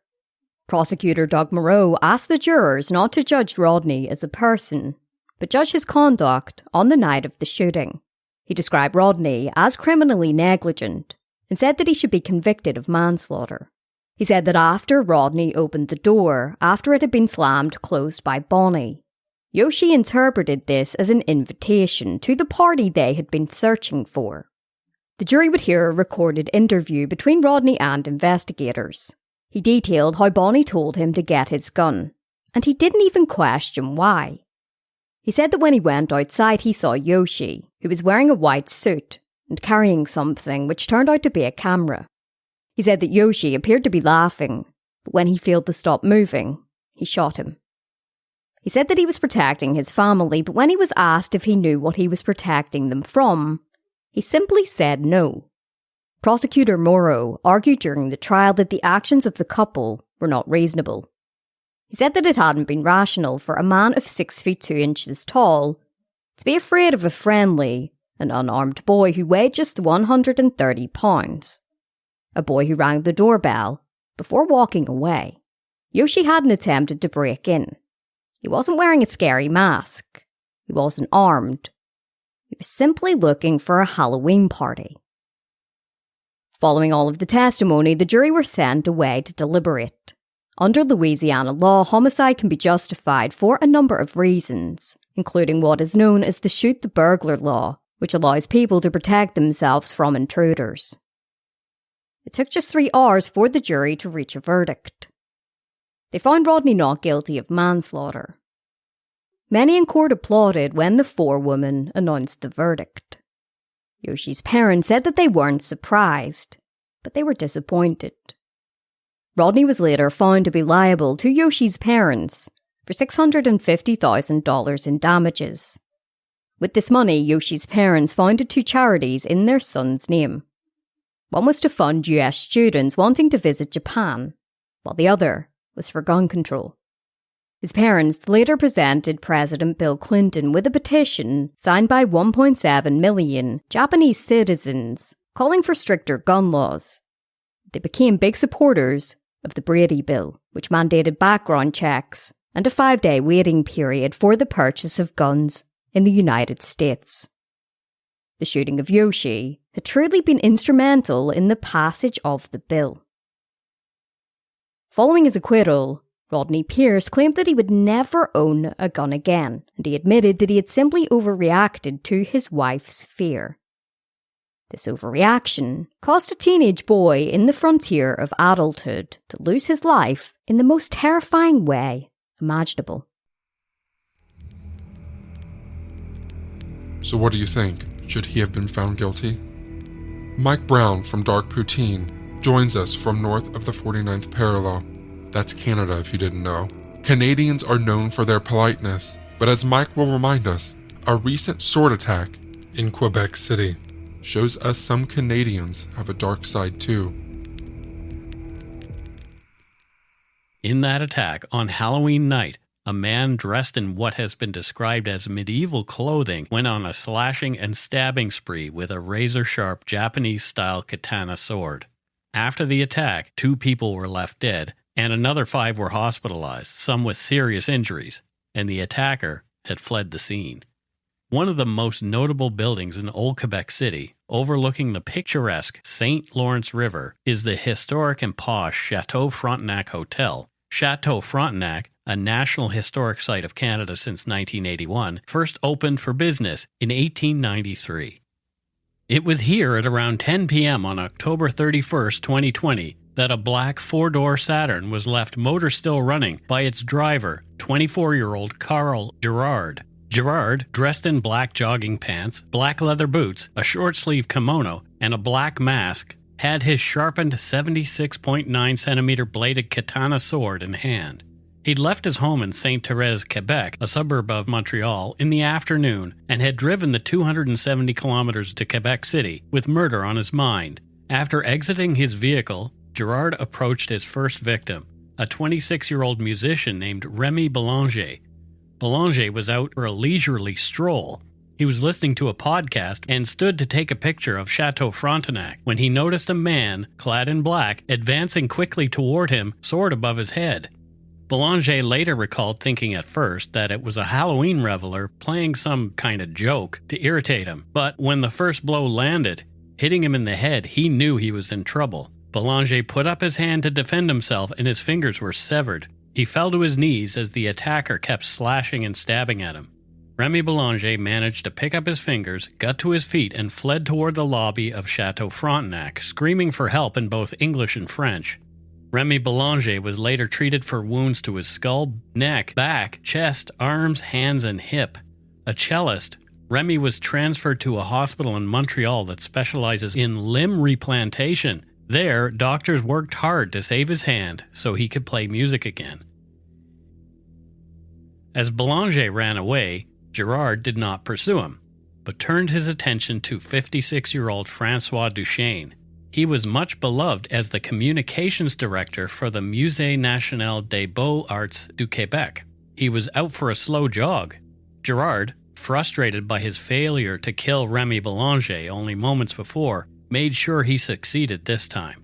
He attacked Duchesne from behind, hacking, slashing, and stabbing the defenseless man 13 times in the neck, trunk, and back. Francois lay bleeding on the sidewalk of Du Trésor Street, where he was tended to by 2 Good Samaritans who had called 911, but it was too late. Francois Duchesne bled to death at the scene. Another couple walking together on Debaud Street, Pierre Lagravol and Lisa Mahmoud, also encountered Carl Girard that night. They too thought he was wearing a Halloween costume as he walked up to them, sword in the attack position. Lisa Mahmoud didn't feel threatened and smiled at Girard just before he hit Pierre Lagravol. During the attack, Lagravol had screamed for Girard to stop, but the attacker persisted, unfazed. Pierre, who had serious wounds to the skull and shoulder, said, quote, "He looked serene. He wasn't in shock mode from what he had just done," end quote. As Carl Girard slashed and stabbed at Lisa Mahmoud at least 13 times, Lisa recalled, exclaiming, "What are you doing?" Luckily, before Girard could finish the job, Lagravol and Mahmoud managed to flee. Girard's next victim was not so lucky.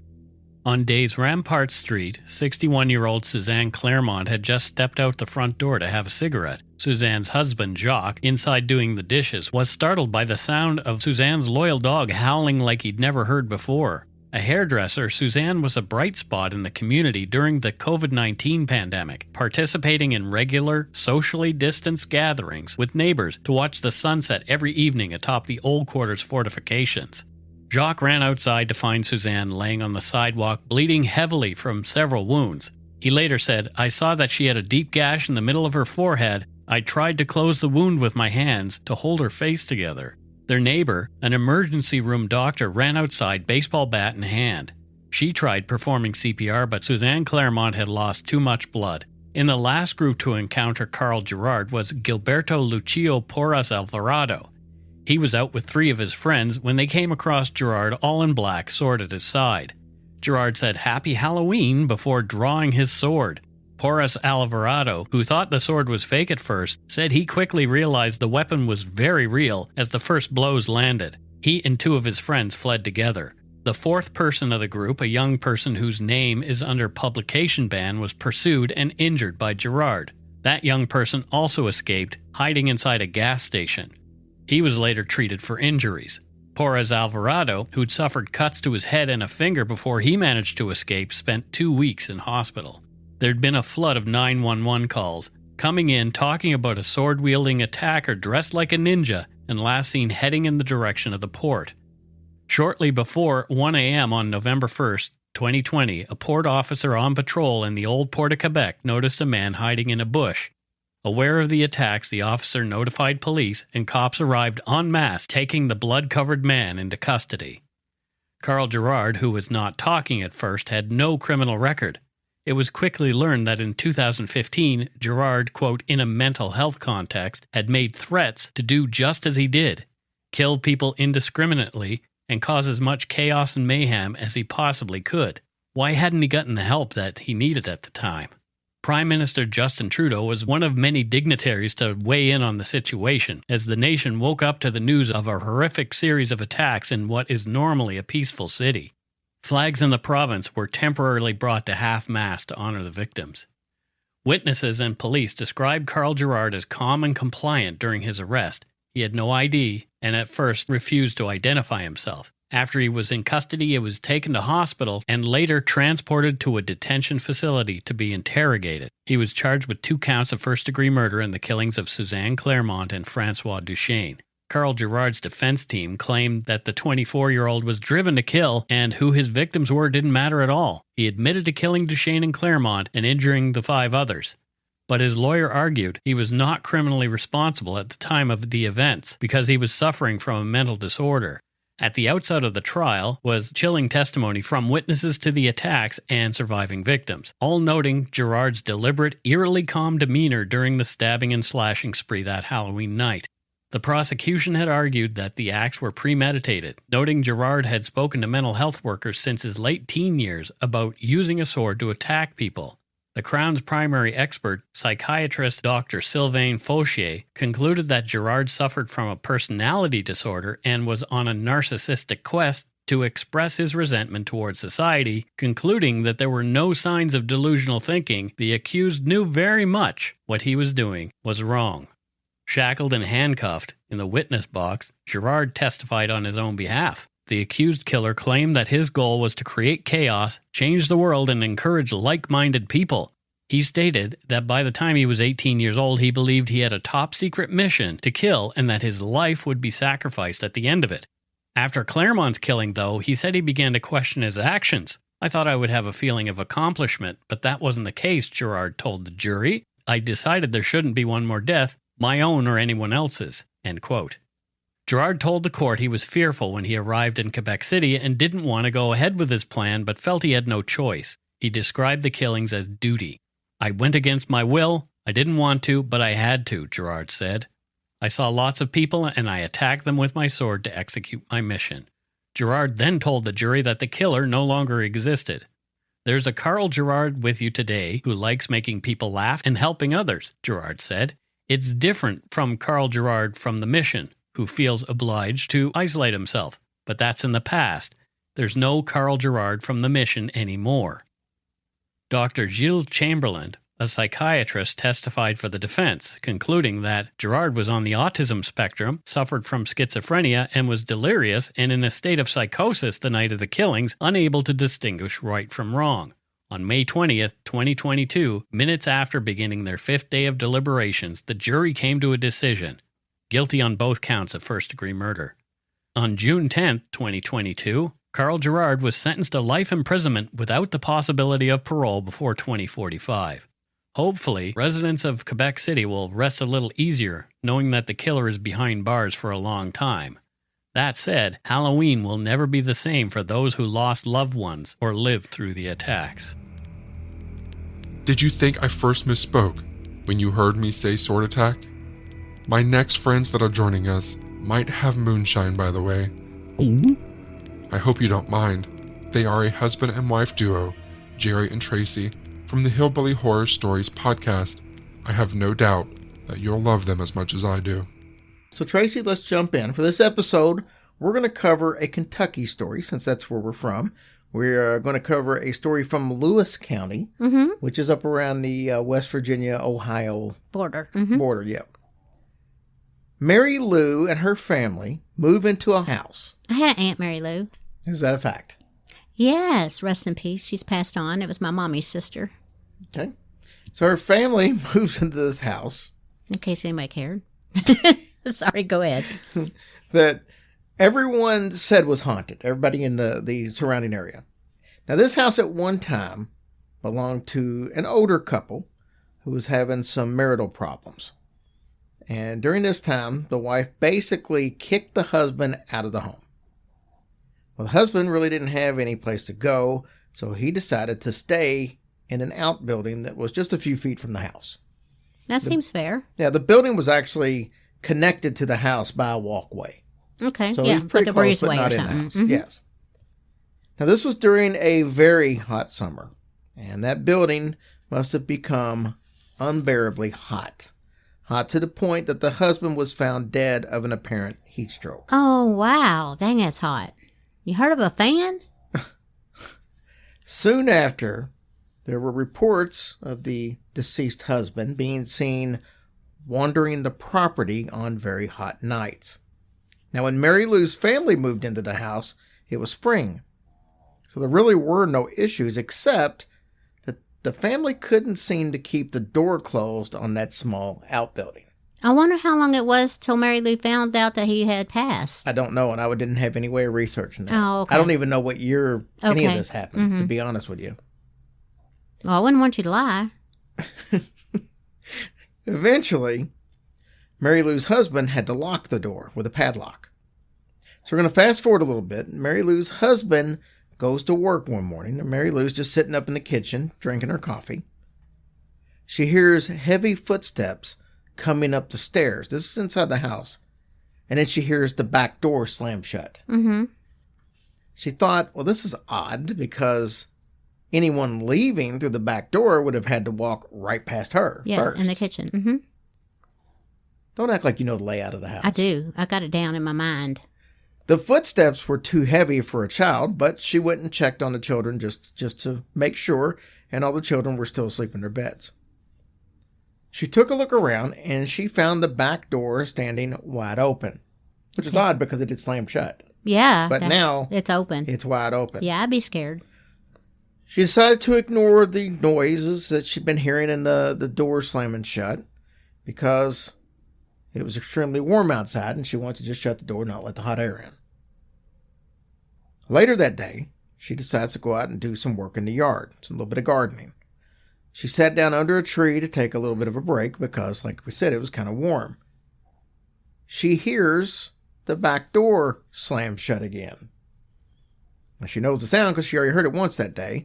So she looks towards the house and she can see the curtains part in the kitchen window as if someone's Was peeking looking out.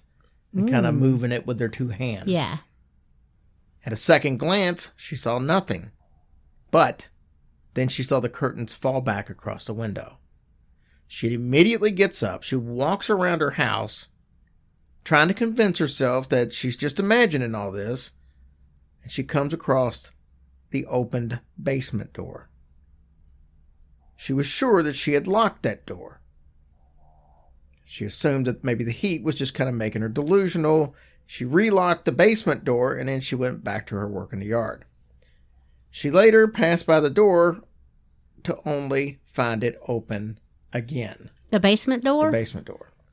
Now, this really shook her up this time. Well, yeah, that's where it's cooler. Well, you letting all the hot air in. As soon as her husband got home, she told him about the events of the day. Now, her husband couldn't believe what he was hearing, and in fact, he scolded her for believing it herself. Now, over the next few weeks, the weather got extremely hot. With that, the paranormal activity increased as well, or should we say, heated up. Uh-huh. Well, you know the paranormal don't like that daggone heat either. Shoot. The building in which the old man died was now padlocked, as we talked about. Even with that being the case, the door was still found standing wide open on several occasions. Mary Lou would lock it back, and time again, to no avail. I would have just given up. Her husband kept telling Mary that there had to be some kind of a simple explanation, but he sure didn't have one to offer up. Right. For it. Yeah. Mm-hmm. I mean, because, padlocks just become unlocked and taken off the lock and doors open all the time. True. I mean, I wonder what else was in there.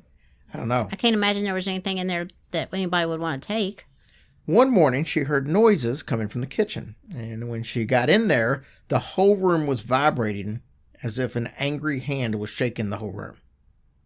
There were also sounds coming from inside the walls. It sounded as if someone was tearing at the boards trying to rip them away. Later, that evening, as Mary Lou was lying in bed, her son comes running into the room.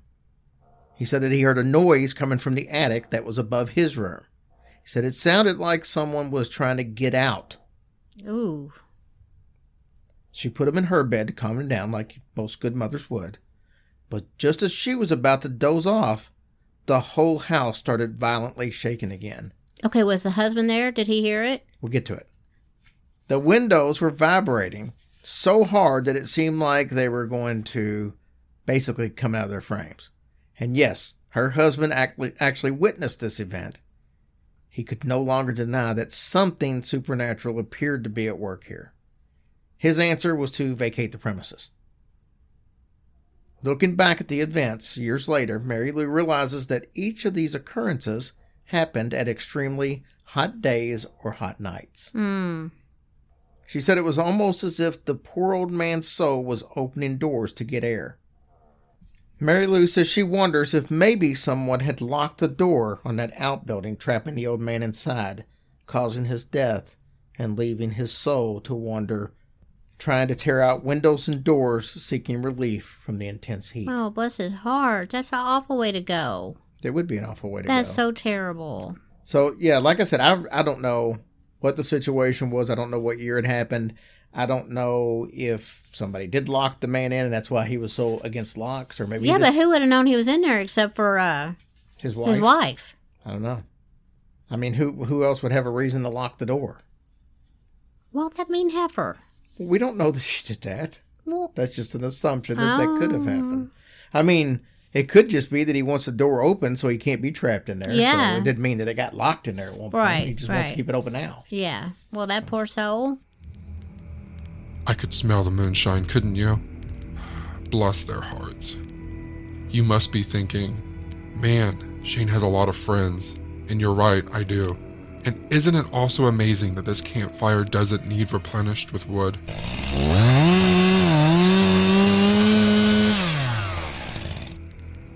I have 4 more friends to introduce you to, and here comes Eric Carter Landon now.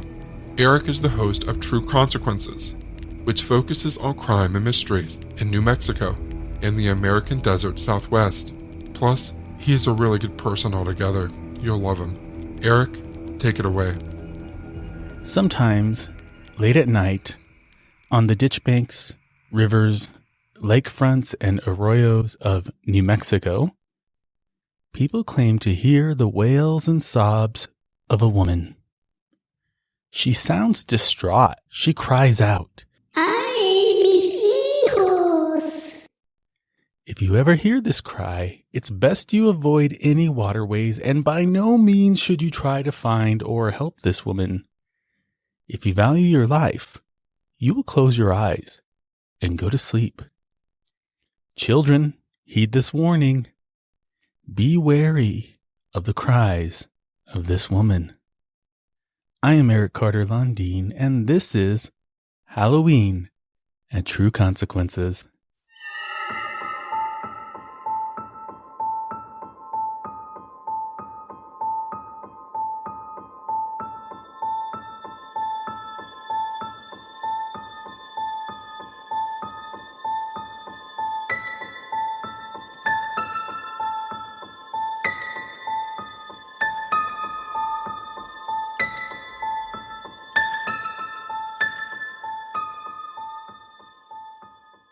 Maria was the most beautiful woman in her pueblo. She was well sought after by all the suitable bachelors in town, but she was not interested in any of them. It wasn't until she met a tall and mysterious man from out of town that she even considered dating anyone. He was quite the catch.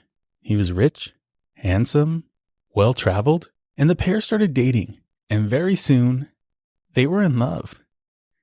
In a matter of months, they were engaged, and a short time later, the couple were married in a huge celebration. The whole neighborhood was decorated with colorful paper flags and flowers.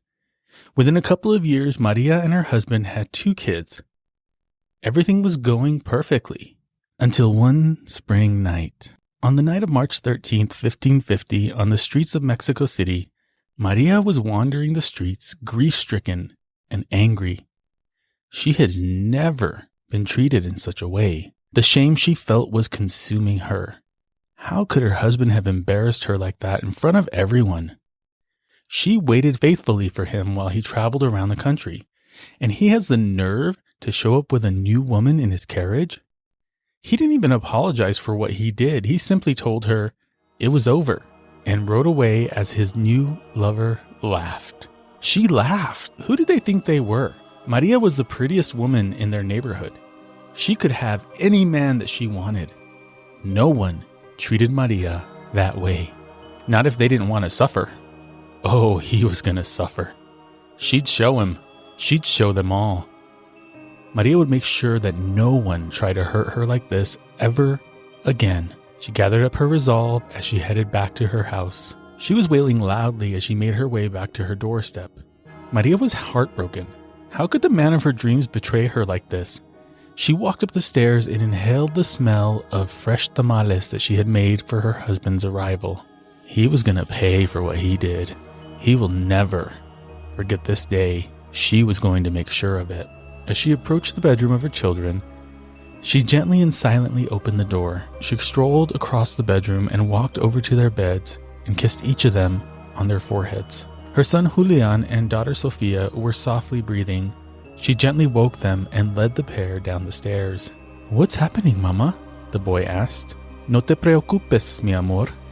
"Don't worry, my love," she said. "Where are we going, Mama?" little Sofia asked. "Somewhere beautiful, mijita."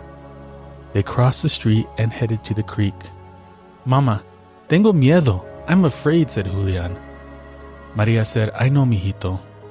Then she picked up her two children and submerged herself into the forceful stream. Her final thought was that her husband would be destroyed by what she did. Unfortunately, they all perished. As a curse for her horrible deeds, Maria was forced to wander the waterways of the southwestern United States and Central and South America searching for her children.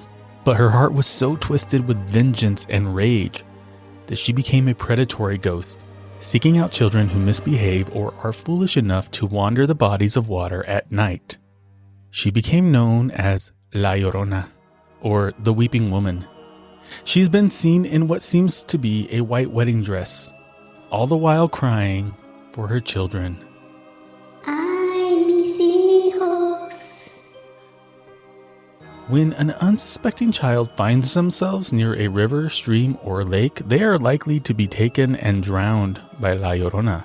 This story, or maybe something similar, is told over and over to children in Latino households as a means to keep them away from the water and to make them behave.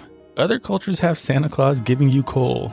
Well, we have a ghost that will abduct you and drown you.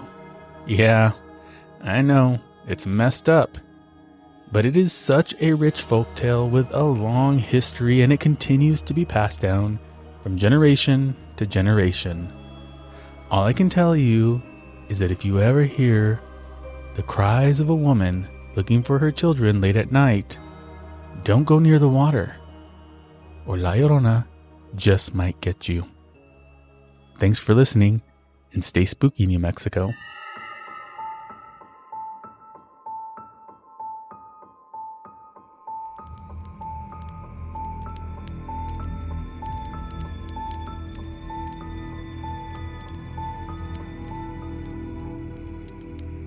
Okay, you just heard a tale from New Mexico, so now let's go to Texas. Gone Cold is hosted by Vincent. He covers crime and mysteries, specifically in the Lone Star State.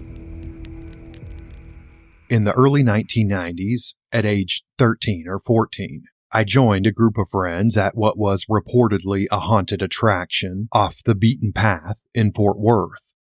If I remember right, we timed our arrival there at around midnight. Now, I personally did not expect to hear the screams of the ghosts who were said to haunt this area. Rather, it was the punk rock blasting from my older friend's car radio, cigarettes, booze, and a lack of adult supervision that got me there. Many of the folks I was with, however, were there to hear the ghoulish, anguished cries of the apparitions rumored to roam this particular pitch-black, dark, and heavily wooded spot in Tarrant County. They were there for the scare, and we all got one. But it wasn't the result of the roaming ghosts of 3 teenaged girls constantly reliving their deaths 30 years before. Instead, it was the cops. And at the height of the absurd era known as Satanic Panic, it's likely those boys in blue figured they'd busted up what was about to become some sort of devilish ritual or blood sacrifice, rather than what it was, a bunch of latchkey kids cutting loose. Several of my delinquent friends and I successfully outmaneuvered and outran the police, luckily for us. Anyway, it didn't matter that the cops broke up the party. Though we were somewhat close, we hadn't even gone to the right spot to hear the Lost Souls, the place known as Screaming Bridge.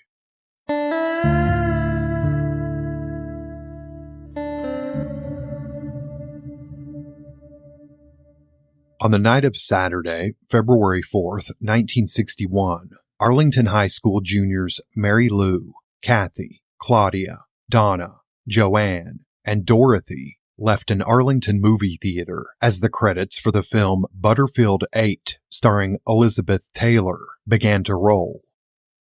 Packed tightly into Mary Lou's mid-1950s two-door Chevy, the girls went cruising. Perhaps the chilly, foggy night under a near full moon as inspiration, 5 of the girls wanted to show the new girl, Joanne, the area's haunted spots.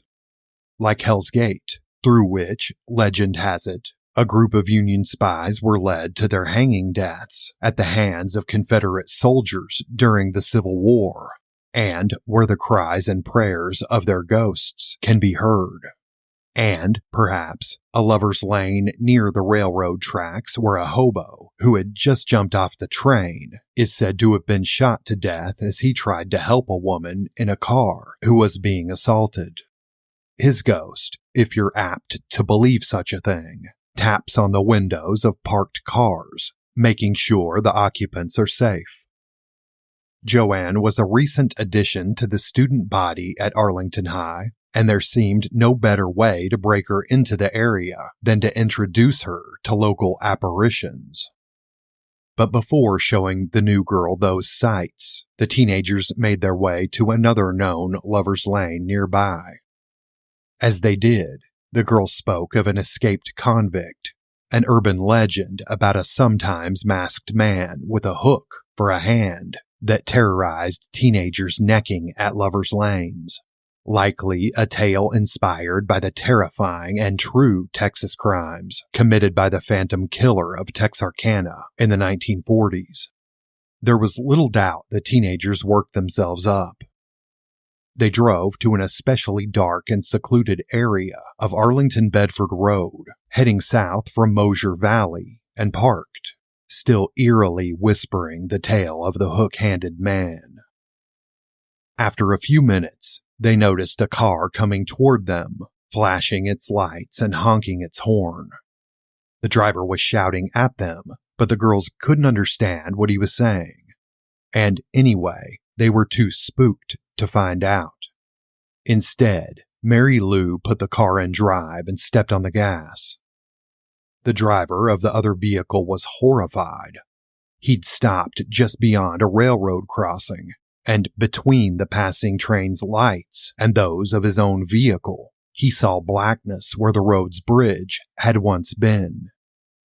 It was just in time. The young man said he was no more than 2 feet from the long drop to the ditch below.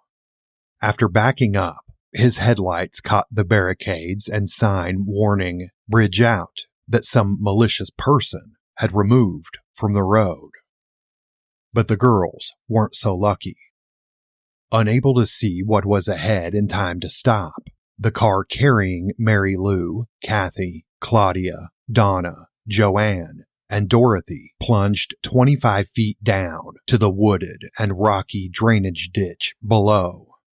The vehicle slammed into the other side's embankment, some 40 feet across. It was approximately 10:15 p.m. Later, it was estimated that they were traveling 45 to 55 miles an hour. Mary Lou and Claudia were killed instantly upon impact.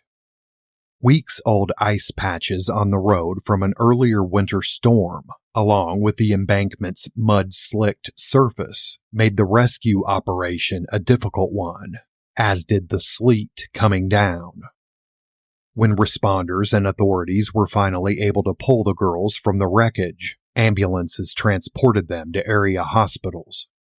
Kathy died upon arrival at a hospital in Dallas. Donna, Joanne, and Dorothy sustained major injuries that caused lifelong physical impairments, and of course, unimaginable, immeasurable emotional trauma. The wooden bridge at Arlington Bedford Road was burned down by 4 teenaged arsonists the week prior.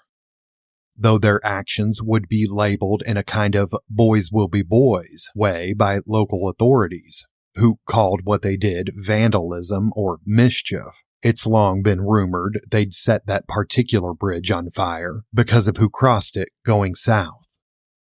The first freed persons community in Tarrant County, Mosier Valley, or the River Bottoms as it is also known, was predominantly black in 1961.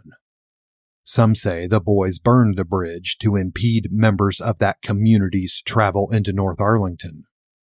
A Tarrant County grand jury later declined to indict the boys, all of whom were white. They deserved a chance to make good, grand jurors said. Quote, no good would come of blighting the entire future of a group of bright and religious young men.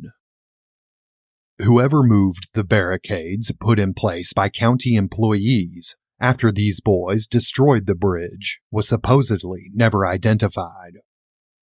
No one has ever been held accountable for the deaths and injuries of these girls, and the case in my mind remains unresolved.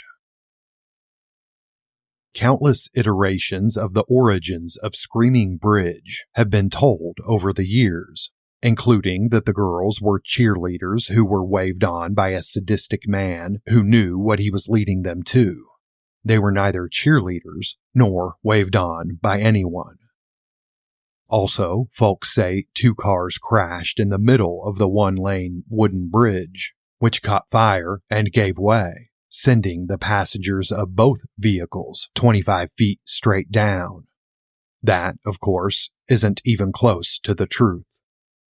Besides the screams of the 3 teenaged girls who were killed at Screaming Bridge on February 4th, 1961, folks have reported phenomena like the rolling in of heavy, mystic fog, whatever that means, and the appearance of Mary Lou, Claudia, and Kathy's tombstones on the surface of the murky, dull water.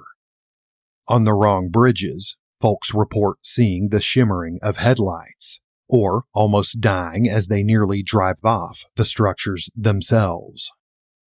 Many ghost hunters and pursuers of the paranormal have tried to find the deadly site, but most often find instead one of 2 of the wrong concrete bridges in the area that are admittedly scary places in their own right. However, after being replaced with a concrete drainage tunnel filled in with dirt and rock around it soon after the deaths and injuries, no trace of Screaming Bridge has remained for many decades. Thanks for listening, y'all.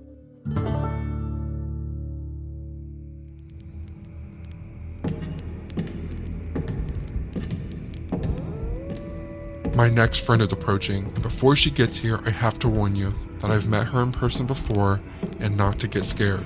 Yes, I agree, I too think the devil himself is likely terrified of her, but in all honesty, she is a very kind lady.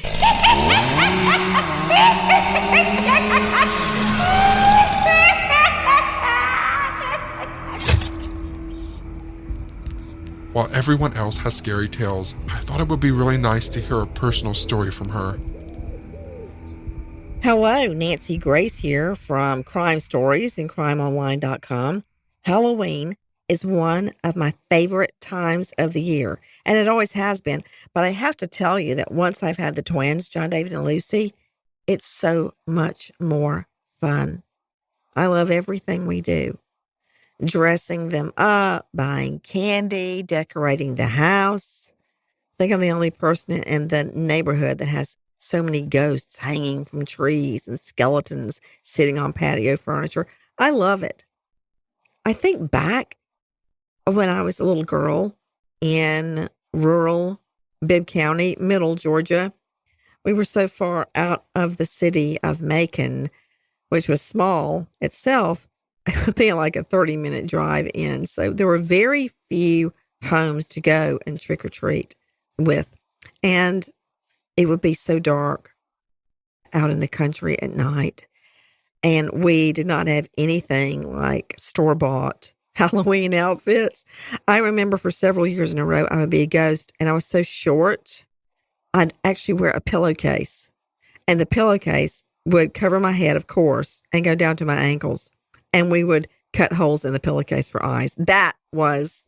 I didn't know we were poor. I was perfectly happy the way we were. But that would be my Halloween outfit.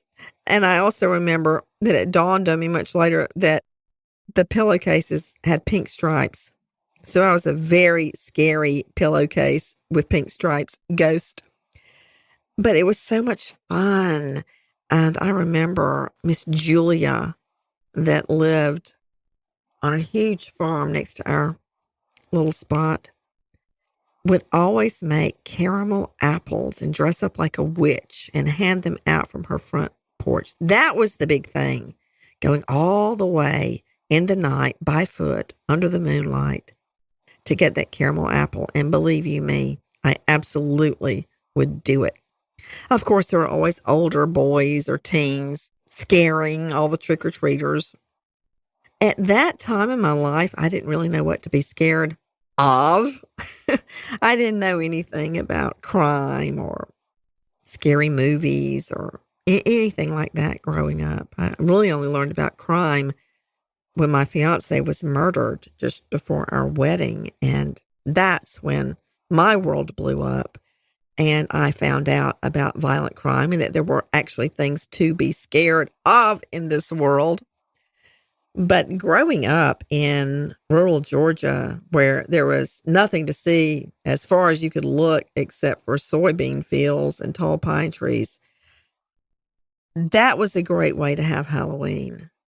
And I remember my mother would always make a meal, the one we dreaded and hated the most, and we couldn't trick or treat until we ate it. For instance, one year it was stewed prunes. Anyway, thanks, Mom. That said, I have great memories growing up with Halloween. Then I had the twins. Now that's a whole nother can of worms. That is an extravaganza like no other, compared only to their birthday or Christmas. There has to be the right outfit. I remember one year, John David changed outfits. I think it was 4 times. And the same for Lucy. One year she was a cat. She was a witch. She was some other animal, spider. That takes a lot of wardrobe changes. I mean, you got to have one for the school party, one for the church trunk fest, one for the actual trick-or-treating. I mean, and no, they don't set out going, I want 5 outfits. It's just, Mom, I want to be a witch now, or I want to be a cat. I'll never forget when John David wanted to be a bush, so he could sneak up on houses. Well, we got him a ghillie suit, and he looked like a bush.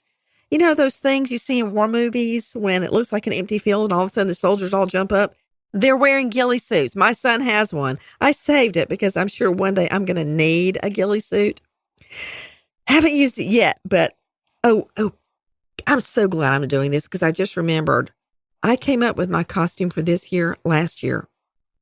I'm going to be Cousin It. I love Cousin It off the Addams Family. And I got the most awesome Cousin It outfit. Sometimes I wear it around the house just to scare the children.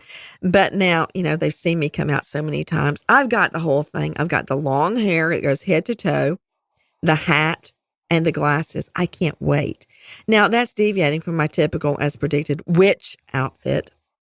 A lot of people ask me, do you go see horror movies at Halloween? And the answer to that is a big HELLNO. No, I don't. Why? I've seen plenty of horror movies in real life. They weren't movies. They were real. Triple homicides, one homicide after the next, every type you can imagine. Drowning, strangulation, stabbing, shooting, asphyxiation, smothering, manual ligature, overdose, you name it, I've seen it. Bludgeoning, that's a bad one. So I have no desire to relive those real-life experiences on the big silver screen. I'm going to stick with Trick or Treat. I'm going to help the twins get one of their mini costumes together. I'm going to follow them just as the sun sets at a discreet distance. It's like I'm not even there, to make sure that no harm befalls them. We're going to have fun. We're going to hand out candy in the front yard to anybody that comes by. It's going to be a spooky night. And when the children get home, we're going to talk about all the candy they got. We're going to line it up on the floor so they can count it and see who got the most. P.S. It's always John David.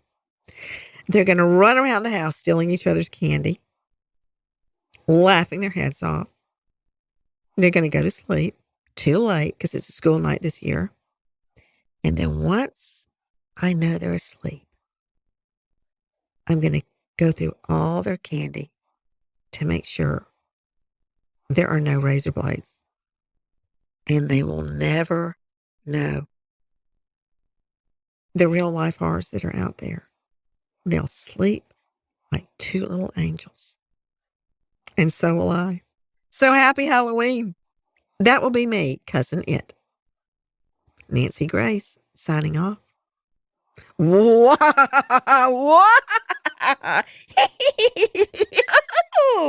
That's my very best witch's laugh. How was it? I thought that was pretty good. And I'm looking forward to seeing Nancy Grace in her Cousin It outfit. I don't know about you. Okay, now it's time for our last terrifying tale. This one is to help you go to sleep. Kelly Behrens Brinks hosts True Crime IRL and True Crime Sleep Stories.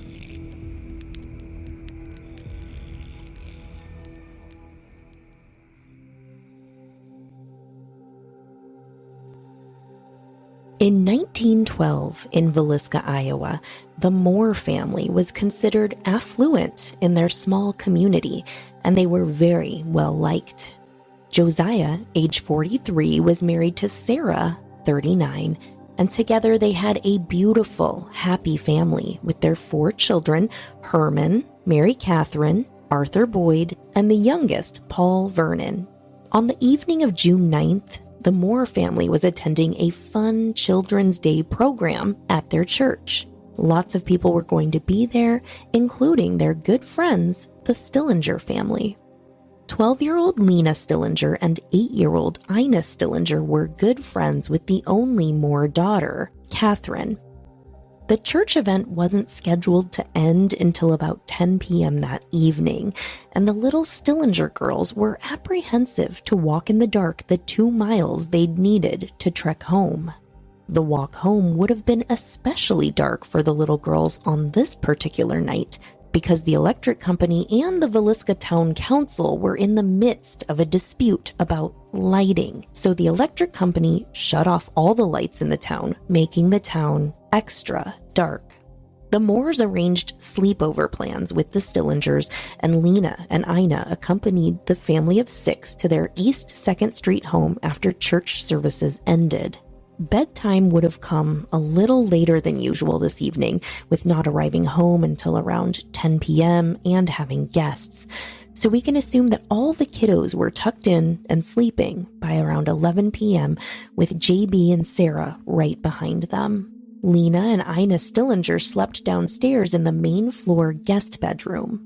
Up the steep staircase and just to the left was the bedroom that the 4 Moore children shared.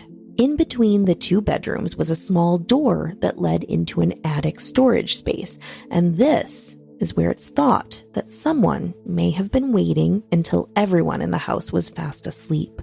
The murders are thought to have happened sometime after midnight. They were bludgeoned to death with an axe, leaving their faces unrecognizable. The furious axe swings left scrapes and indentations in the walls and ceilings which can still be seen in the house today. After brutally attacking this family, he went one by one and covered each person's head with clothing to cover their mutilated faces. The sun would rise on Villisca, Iowa the morning of June 10th over a town that would be forever changed. Neighbor Mary Peckham got up at the crack of dawn to hang laundry on the clothesline and found it immediately unusual to see no activity coming from the normally busy Moore house. By 8 a.m., Mary Peckham had a sinking feeling that something just wasn't right next door. She knocked on the door with no answer. She rang for J.B. Moore's brother, Ross, telling him something was going on next door, but that she didn't know what. She asked him to come over and check on the family, and he did. Like Mary, he knocked, tried to open the door and all of that, but nothing. He unlocked the house and went inside alone while Mary stayed safe outside the door. The house was eerily still, quiet, and dark. He immediately noticed that all of the curtains had been tightly drawn and covered with additional items of clothing to block out any light that could seep in, making the small house seem all the more stifling. When he opened the bedroom door, Ross saw 2 bodies on the bed and dark stains on the bedclothes. He returned immediately to the porch and told Mrs. Peckham to call the sheriff, and these findings would set into place one of the most mismanaged murder investigations ever to be undertaken. Once the murders were discovered, news traveled quickly in the small town. As neighbors and curious onlookers converged on the house, law enforcement officials quickly lost control of the crime scene. Had these murders been committed today, it's almost certain that law enforcement officials would have easily solved the crime and brought the murderer to justice. Almost 100 years later, however, the Villisca axe murders still remain a mystery. While no one was ever convicted of the Villisca axe murders, there seemed to be no shortage of suspects.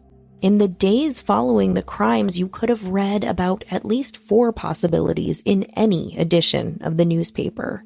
Many of the leads, however, were quickly exhausted, and as time wore on, they began to dwindle. There are many who believe Frank Jones, a prominent Villisca resident and Iowa state senator, was responsible for the brutal deaths of the Moores and the Stillinger children. Josiah Moore had worked for Frank Jones at his implement store for many years before leaving to open his own store.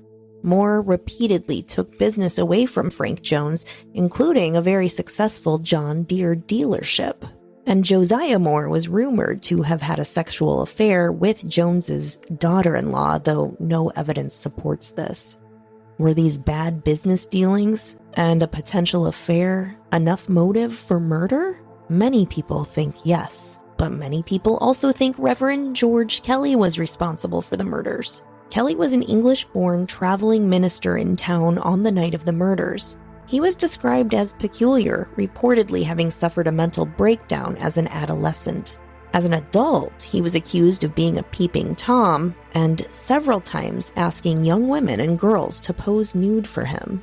In 1917, Kelly was even arrested for the Villisca axe murders. Police obtained a confession from him. However, it followed many hours of intense interrogation, and later, Kelly recanted. After 2 separate trials, he was acquitted. And finally, in their 2017 book, The Man from the Train, Bill James and his daughter Rachel McCarthy James discuss the Villisca axe murders as part of a much larger series of murders which they believe were all committed by one single serial killer. They conclude that the murderer was Paul Mueller, an immigrant, possibly from Germany, who was the subject of an unsuccessful year-long manhunt as the sole suspect in the 1897 murder of a family in West Brookfield, Massachusetts, who had employed him as a farmhand. The co-authors of the book believe that Mueller was guilty of the Villisca axe murders, as well as a killing spree that lasted over a decade, killing at least 59 people in 14 separate incidents. So who was responsible for the Villisca axe murders? To this day, we still don't know, but there was a strong possibility that a serial killer was actually at work. To many people, it seems as though the house is trying to speak to them. Visits by paranormal investigators have provided audio, video, and photographic proof, of paranormal activity. Tours of the home have often been cut short by children's voices, falling lamps, moving ladders, and flying objects. Psychics have stated that there's a presence of spirits dwelling in the home, and many have claimed to communicate with them. Skeptics have come into the home and left believers. Who killed the victims of the Villisca Axe murders? And is the house haunted? You can find out for yourself, and you can even stay there overnight. Have a happy and safe Halloween, everyone, and be sure to lock your doors. Bye-bye. Well, all good things must come to an end. I hope you enjoyed A Nightmare Before Halloween, and don't forget you can find the names of all the podcasts involved in the show notes, along with where to listen. Each of the stories you heard in this collaboration were created by those podcasters to give you this extra entertainment, so please, wherever you're listening, let your podcaster know that you appreciate them and what they do. I'd also like to thank my team at Foul Play Crime Series for helping me put together this episode. It was seriously a massive undertaking. Again, I'm Shane Waters, and it's been my honor to be your friend in the dark. Good night.